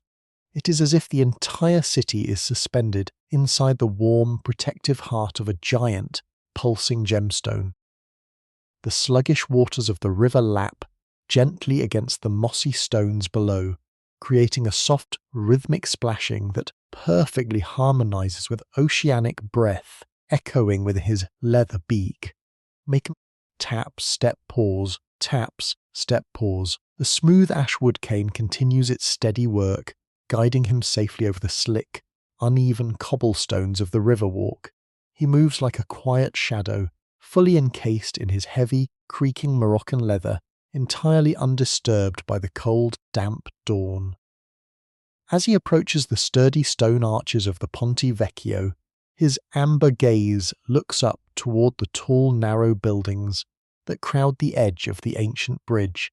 High above the deserted street, a small woven basket hangs suspended in the thick mist, swaying gently on the end of a long frayed hemp rope. It has been carefully lowered from a third-story window, a silent system of exchange devised by those trapped inside to gather supplies without ever opening their heavy wooden doors to the corrupted air. He stops directly beneath the swaying basket.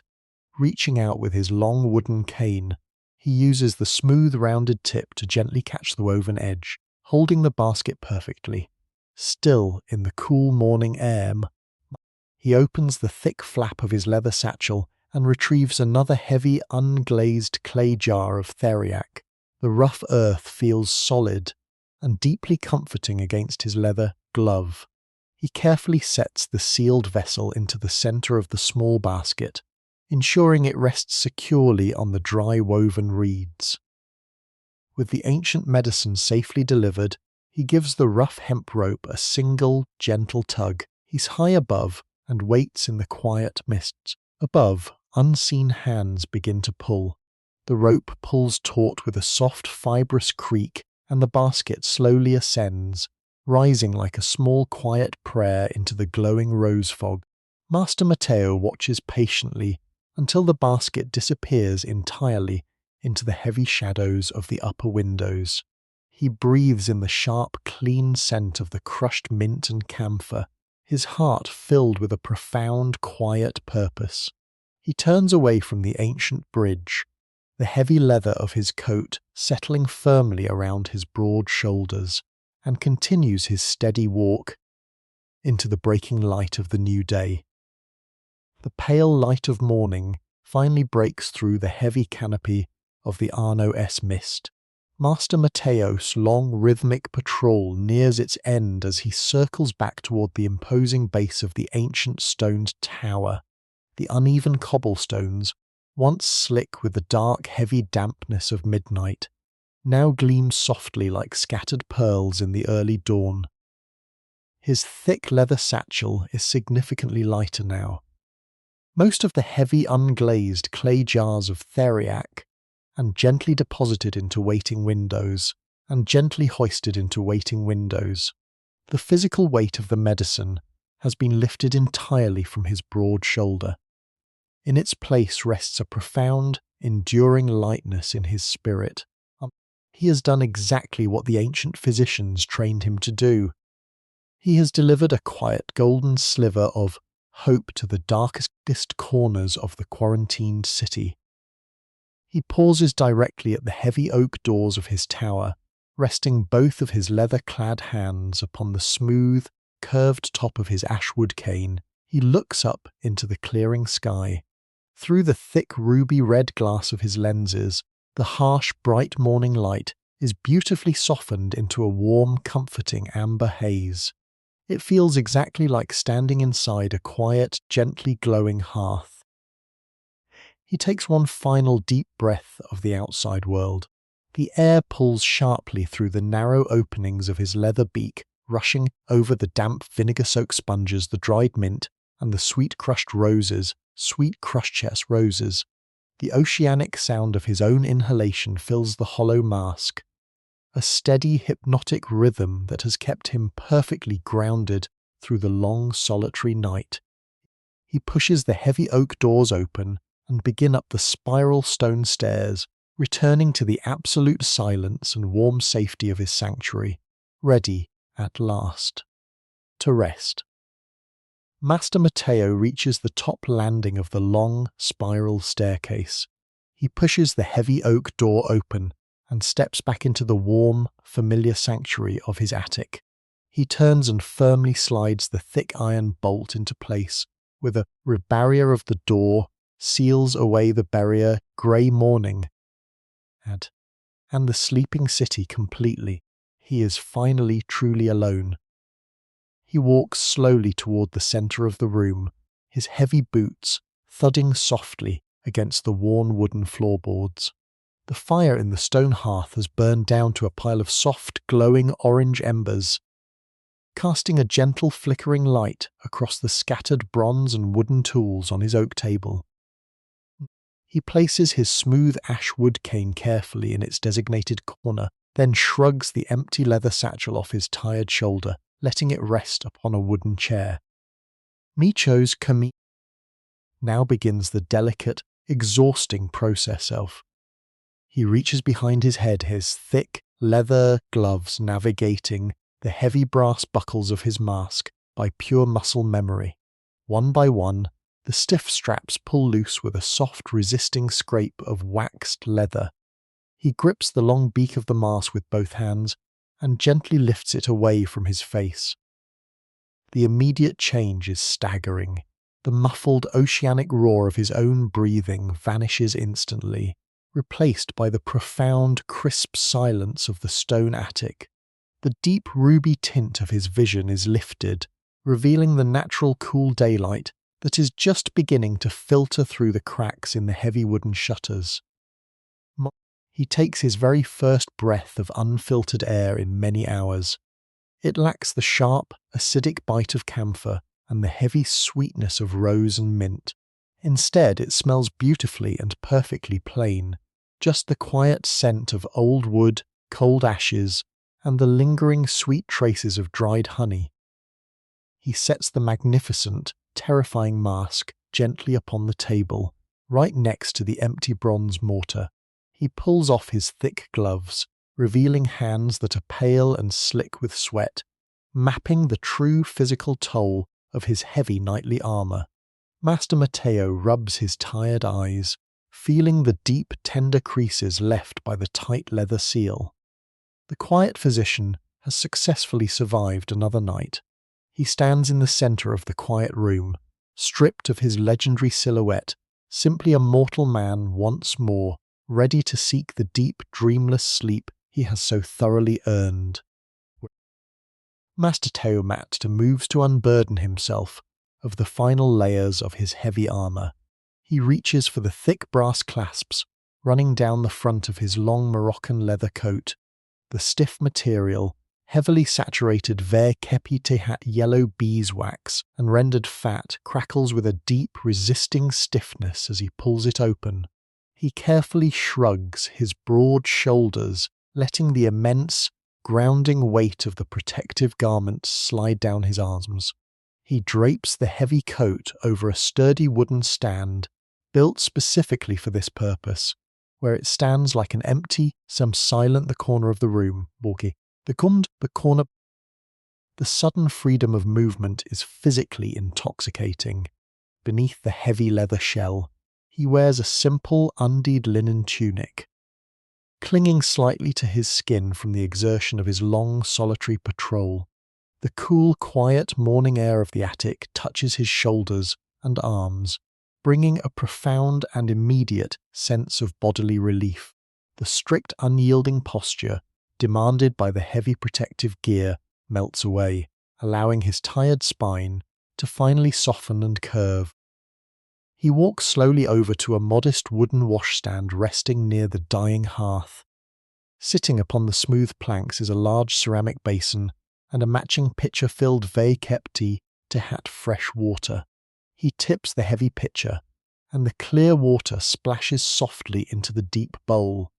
The bright, sharp sound cuts beautifully through the lingering quiet of the room. He cups his bare hands, submerges them into the freezing water, and splashes it generously over his face and neck. The sudden biting cold instantly washes away the heat, the sweat and the heavy, lingering tension of the long hours spent walking the misty streets. Drying his skin with a rough, clean towel, he turns to look one last time at his heavy oak table. The terrifying leather mask, the heavy bronze mortar, and the delicate brass scales sit perfectly still, slowly catching the pale, ashen light of dawn creeping through the wooden shutters. He has given everything he has to the sleeping city below. The ancient medicine has been delivered. He walks toward the small, simple cot tucked into the deepest shadow of the stone alcove and pulls the coarse, woolen blankets over his shoulders as he finally closes his eyes. The comforting image of the golden honey and dark roots resting peacefully on quiet thresholds fills his mind, guiding him softly into a deep, unbroken sleep. The deep, dreamless sleep of the physician is heavy and entirely unbroken. Master Matteo wakes slowly, pulled from the dark depths of rest by the shifting light within the stone tower. He opens his eyes to find that the pale ashen dawn has long since passed. The thin slivers of light piercing through the narrow gaps and heavy wooden shutters are now a rich, burning amber. It is late afternoon, and the sun is beginning its slow, quiet descent over the vast sea of red clay roofs in Florence. He sits up on the edge of the narrow wooden cot. His body is stiff, holding the dull, lingering aches of the previous night-long patrol and the immense, grounding weight of the leather armour. He stretches his broad shoulders, listening to the quiet pop of his tired joints in the silent room. The stone attic is pleasantly cool, yet the air remains thick with the ghostly, lingering sense of his craft, a faded, invisible tapestry of dried lavender, sharp vinegar, and sweet, earthy honey that has permanently settled into the grain of the floorboards. Rising to his feet, he walks barefoot toward the heavy oak table. The tools of his trade rest exactly where he left them. The terrifying leather mask sits silently in the centre of the wood, its long, hollow beak casting a sharp, dramatic shadow across the pale vellum pages of the closed manuscript. The bronze mortar and the heavy pestle wait with cold, patient stillness. He reaches out and gently traces the clean rim of the metal bowl with his bare fingertips. The strict cycle of his solitary life is tied intimately to the setting of the sun. As the light begins to fail outside, His quiet work must inevitably begin again. He walks past the table and slowly pushes open the heavy wooden shutters. The rusted hinges groan in quiet protest, allowing the warm golden light of the late-dim attic. He looks down upon the quarantined city. Not welcome. The thick morning fog has completely vanished, revealing the stark, beautifully empty cobblestone streets and the tightly locked doors of the ancient palazzos. Yet, somewhere down there in the gathering shadows, hidden securely behind those silent stone walls, the small clay jars he delivered are doing their gentle, merciful work.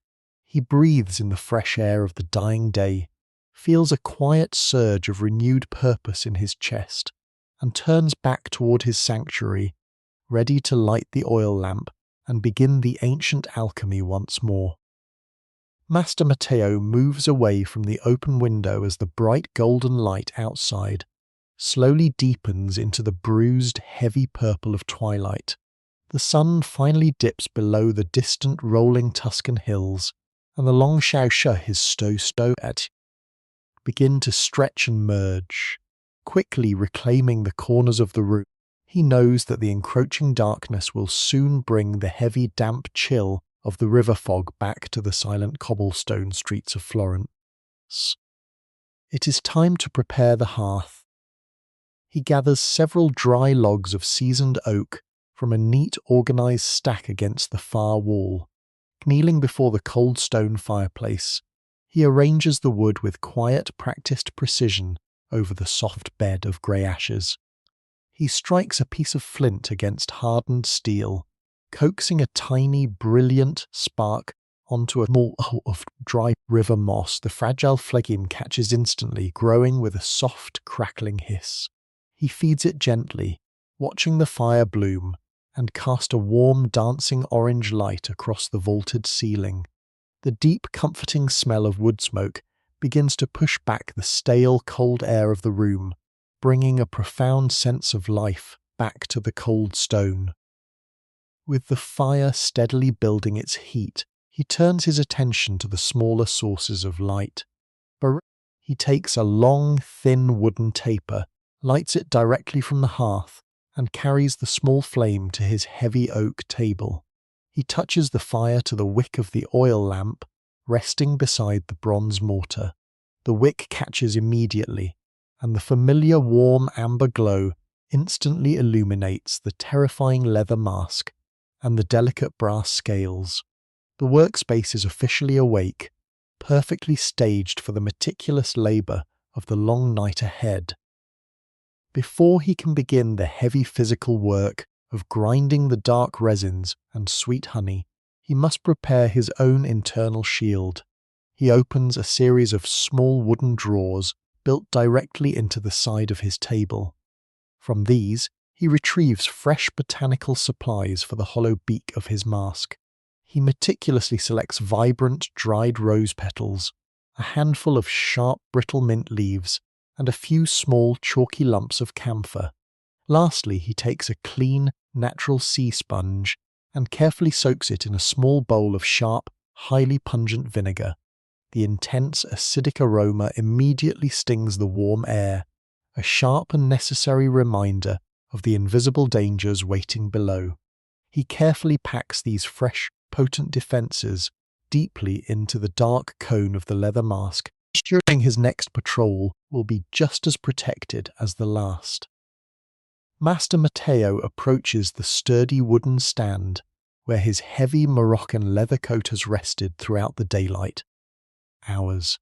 The thick layers of yellow beeswax and rendered animal fat have cooled and stiffened the material, making the garment look like a hollow, freestanding shell.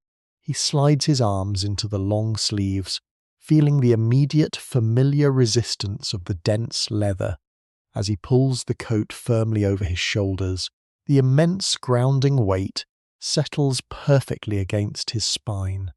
He works his way down the front of the garment, snapping each heavy brass clasp shut with a dull, definitive click. With every fastening, he leaves a piece of his mortal vulnerability behind, sealing himself securely within his protective armour. He steps back toward the oak table and lifts the terrifying leather mask, vacépité hat, both hands. He presses it slowly to his face. The sharp, acidic bite of the freshly soaked vinegar sponge instantly shocks his senses by the intense sweetness of the dried rose petals and the cooling sting of sting, not the min in. He reaches behind his head, pulling the thick leather strips tight and buckling them securely. Instantly, the crisp acoustics of the stone attic vanish. The profound, rhythmic, oceanic roar of his own breathing fills the hollow chamber of the beak, isolating him completely.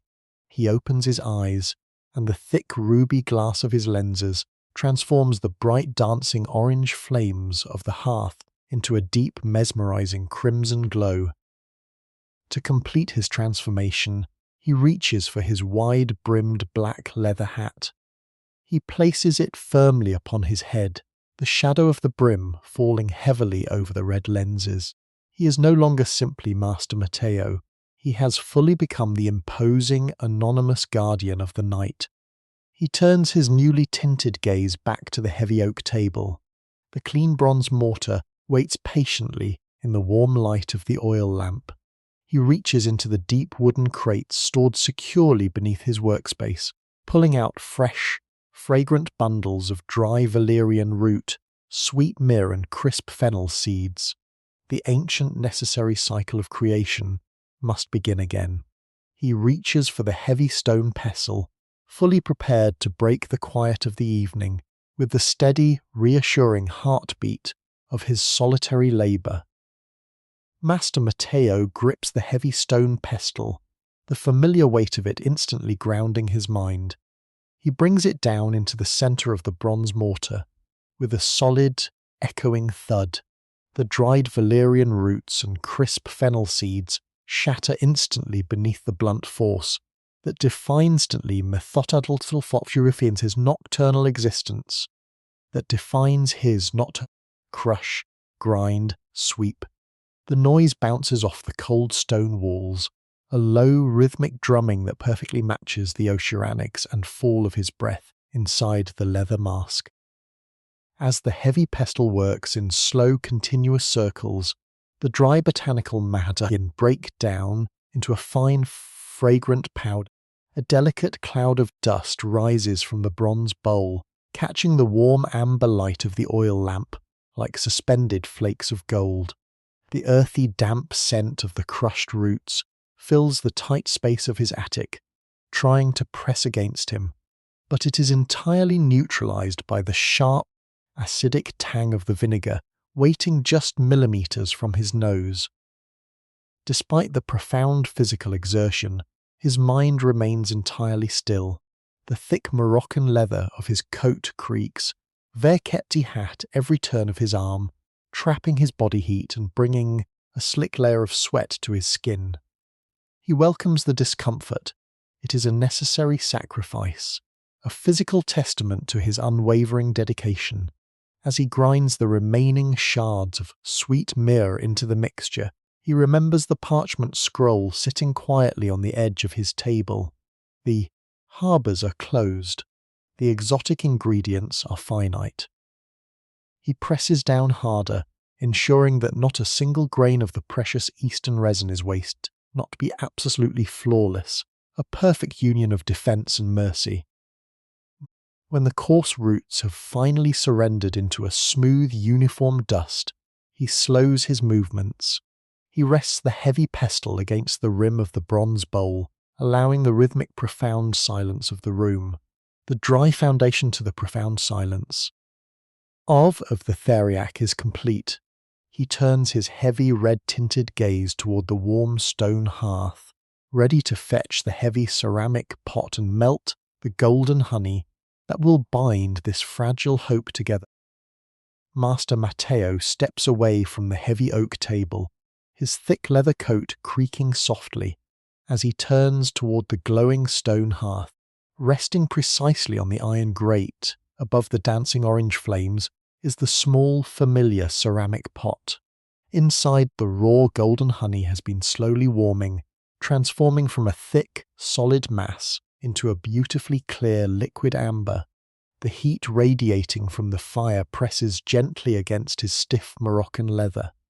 An invisible wave of warmth beneath his heavy boots, sharply with the cold stone floor beneath his hefebund. He takes a thick, folded piece of woven wool and wraps it carefully around the heated handle of the ceramic pot. Liv turns back toward his workspace. He turns back toward his workspace. Through the thick ruby glass of his lenses, the melted honey does look like bright gold. Instead, it glows with a deep, vibrant crimson, appearing like a heavy, vital syrup as it sloshes gently against the earthen walls of the pot. He carries it with the absolute reverence of a priest, handling a sacred relic, moving slowly to ensure not a single precious drop is lost. He stands before the bronze mortar, looking down at the perfectly ground, earthy powder waiting inside. Slowly, he tilts the heavy ceramic pot. The warm honey pours out in a thick, continuous ribbon, falling gracefully into the center of the dark botanicals. As the hot liquid meets the dry dust, a soft, incredibly satisfying whisper fills the quiet room. A new wave of scent rises instantly into the air, a heavy, intoxicating sweetness of melted sugar and summer pollen that briefly overpowers even the sharp bite of the vinegar housed within his leather beak. He sets the empty ceramic pot aside and reaches for his long, polished wooden spoon. Plunging the curved wood deep into the heavy bowl, he begins the arduous task of folding the liquid into the powder. The mixture resists his efforts almost immediately. The sound is a low, dragging scrape, like a heavy stone being pulled through wet sand. Turn after turn, he works the spoon, feeling the Theriac slowly bind together, transforming from separate, fragile elements into a single dense paste. He settles deeply into this heavy, dragging rhythm, his breathing perfectly synchronized with the turning of his wrist as the ancient medicine takes its final form under the watchful glow of the oil lamp. Master Matteo's thick leather glove grips the smooth wooden spoon with unyielding focus.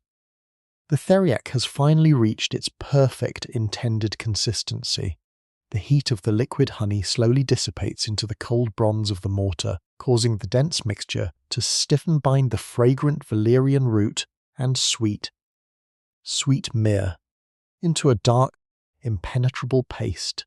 He lifts the wooden spoon one last time, watching the heavy remedy pull away from the bowl with a slow, deeply satisfying resistance. The physical toll on his arms is immense, but the quiet satisfaction in his chest easily overpowers the ache in his muscles.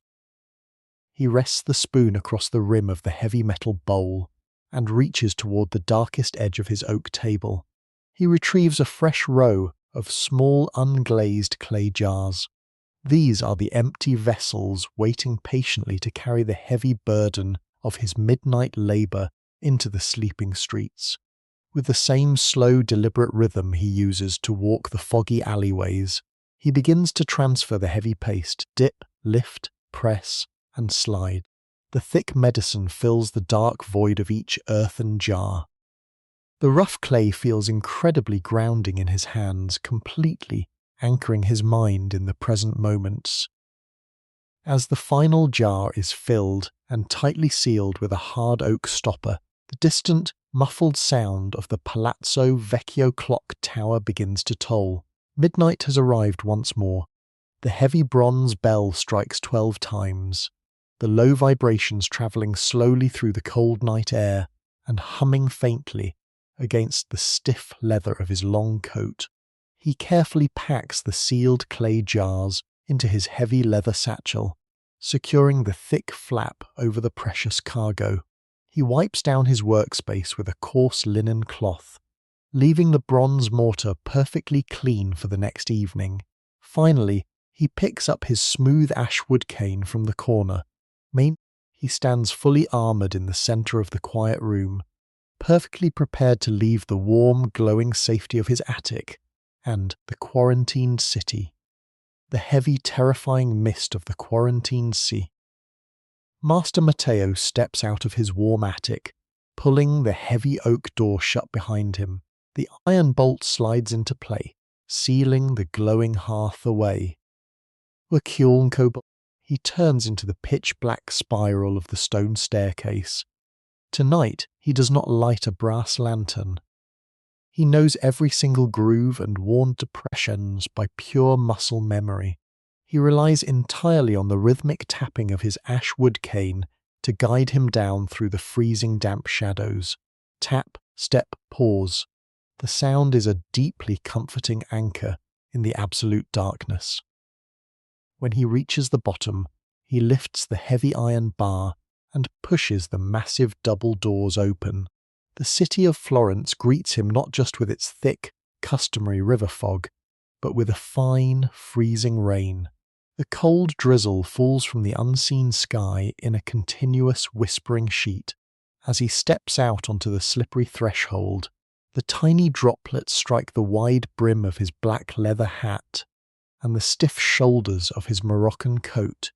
The sound is an endless, soft drumming, a beautiful, chaotic rhythm that surrounds his solitary figure. Just as the heavy layers of beeswax and rendered fat protected him from the imagined pestilence, it now provides an absolute, perfect shield against the icy storm.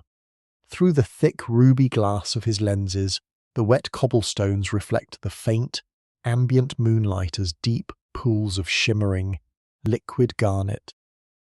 He adjusts the heavy leather satchel resting against his hip, feeling the solid, reassuring weight of the freshly filled clay jars. The freezing rain attempts to chill his bones, but he is fully insulated within his fragrant cocoon of crushed roses, sharp mint, and acidic vinegar. With a slow, deep breath that roars softly within his hollow leather beak, he steps fully into the cold, weeping alleyway.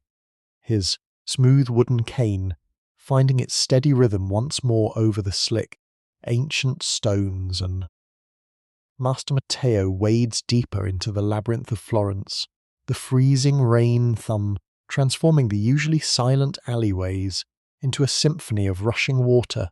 Small rivers form in the sunken grooves of the ancient cobblestones, swirling around the heavy, thick soles of his leather boots. He moves vekep, iter hat, extreme caution. The wet stones a dangerous wood cane acts as a flawless, sturdy third leg, anchoring him against the slippery terrain. Tap, splash, step, tap, splash, step. The rhythmic sound is instantly swallowed by the constant, heavy drumming of the storm. As he turns a narrow corner near the great piazza, his ruby-tinted vision catches a fleeting, tragic detail. Painted roughly onto the heavy timber of a recessed doorway is a white chalk cross, the universal, desperate sign of an afflicted household. But the freezing rain is entirely merciless. The heavy water is actively dissolving the thick chalk, sending pale, milky streaks running down the dark wood. In a matter of hours, the rain will completely wash the mark away, leaving the infected family entirely invisible to the outside world. He quickens his measured pace, the stiff Moroccan leather of his coat fighting against his sudden urgency. He reaches the dissolving threshold just in time. The heavy overhang of a stone balcony above provides a small, dry sanctuary from the freezing downpour. He stops, leaning his weight heavily onto his wooden cane, and allows his oceanic breathing to slow and steady itself within the hollow leather beak. Reaching into the deep, dry interior of his leather satchel, his thick gloves find the rough, unglazed surface of a fresh clay jar. He pulls the heavy medicine out into the damp air. Using the rounded tip of his cane, he gently pushes open a small wooden delivery hat, a teji hat, built into the side of the heavy door. He carefully places the sealed earthen vessel inside the dry alcove. The rain continues to wash away the white chalk, but Master Matteo knows the medicine is safely delivered. He closes the small hatch with a soft click, turns his back to the weeping door, and steps immediately back into the freezing, cleansing storm. The relentless, freezing storm that washed away the chalk crosses proved to be the deep, agonizing climax of Florence's suffering. The heavy rains lasted for 3 uninterrupted days and nights, sweeping fiercely through the winding alleyways and purging the ancient cobblestones. When the dark clouds finally broke, the air in the city felt profoundly different. It was crisp, incredibly sharp, and finally emptied of the stagnant, heavy dread that had choked the palazzos for so many months. Weeks begin to slip past, and the bitter, damp winter slowly surrenders to the soft, tentative warmth of an early Tuscan spring.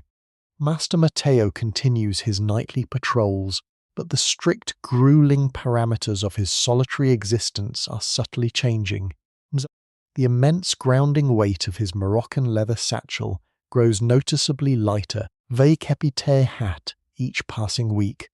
The dozens of unglazed clay jars that once filled his deep bag have dwindled to a mere handful. The terrified, torn white linens tied to heavy iron rings are vanishing, replaced instead by the quiet wooden shutters welcoming the fresh breeze inside of slightly open sprees. Through the thick ruby glass of his lenses, the city no longer looks like a glowing, trapped ember. The early morning light that greets him at the end of his routes is vibrant and clear. The sluggish, dark waters of the Arno River have begun to run bright and fast with melting mountain snow. Even the rhythmic tapping of his polished ashwood cane, tap, step, pause, seems to echo differently against the stone walls. It no longer sounds like the slow march of a solitary sentinel guarding the dying, but rather a steady, reassuring heartbeat waking a sleeping giant. One evening, as he prepares his workspace in the warm, amber glow of the oil lamp, he realizes the profound shift. He looks down at the heavy bronze mortar and the precious remaining shards of sweet myrrh and dry valerian root. He does not need to fill a long row of earthen vessels tonight. He carefully packs only a single, small clay jar into his heavy leather bag. The plague is finally undeniably breaking. The long, terrifying night of history is drawing to a close, and Master Matteo prepares himself to finally ready to breathe on its own. That is finally ready to breathe on its own. The final dawn breaks over Florence, piercing the last remnants of the morning mist with a brilliant, blinding gold. Master Matteo climbs the long spiral stone staircase of his tower. For what he knows with absolute certainty will be leather satchel the very last time. His heavy leather satchel is entirely empty. The final clay jar of Theriac has been left on the very last marked threshold. The quarantine has been officially lifted by the city magistrates. The Great Plague has finally burned itself to ash.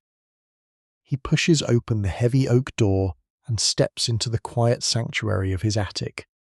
The room is still holding the faint, lingering warmth of the hearth. He walks to the corner and sets his polished ashwood cane down. It leans against the stone wall. A faithful rhythmic duty is now completely fulfilled. With slow, deliberate movements, he reaches for the thick brass clasps of his Moroccan leather coat, the heavy waxed shell that has shielded him through countless nights of freezing loudly, as it falls from his tired shoulders, He drapes it over the wooden stand, leaving the imposing anonymous silhouette behind forever. Next, his bare hands reach behind his head to release the heavy buckles of his mask. He lifts the terrifying beak away from his face. The muffled oceanic roar of his own breathings ceases instantly, replaced by the crisp, beautiful silence of the morning. He places the mask perfectly in the centre of the heavy oak table, right beside the empty bronze mortar and the delicate brass scales. He looks at Motf, these ancient tools, with profound, quiet reverence. they have served their ultimate purpose. They have saved his city, and they have saved him. Master Matteo walks across the room and pushes the heavy wooden shutters wide open. For the first time in an eternity, he does not look through the thick ruby glass of his lenses. He squints against the raw, unfiltered sunlight. Below him, the ancient cobblestone streets are no longer empty. The distant, beautiful sound of a wooden cart rolling over the stones reaches his ears, followed by the faint, joyous echo of human voices calling out in the crisp air. The great bells of the Palazzo Vecchio begin to ring, not as a sombre warning, but as a bright, ringing celebration of the new day. He rests his bare hands on the warm stone sill, taking a long, deep, completely unfiltered breath of the Tuscan spring. The solitary guardian has survived the darkest night. His quiet war is over, and the city of Florence is beautifully, finally alive once more. This is a work of creative historical narrative, constructed solely for entertainment, relaxation, and educational purposes. While rooted in verified archives, certain scenes and atmospheres have been textually reimagined to provide an immersive auditory experience. This content was developed with the assistance of advanced AI tools and has been meticulously reviewed, verified, and edited by the editorial team at Whispers of Centuries. All rights reserved. Until next time, listen closely to the whispers of the past, because you never know what timeless wisdom might quietly find its way into your night.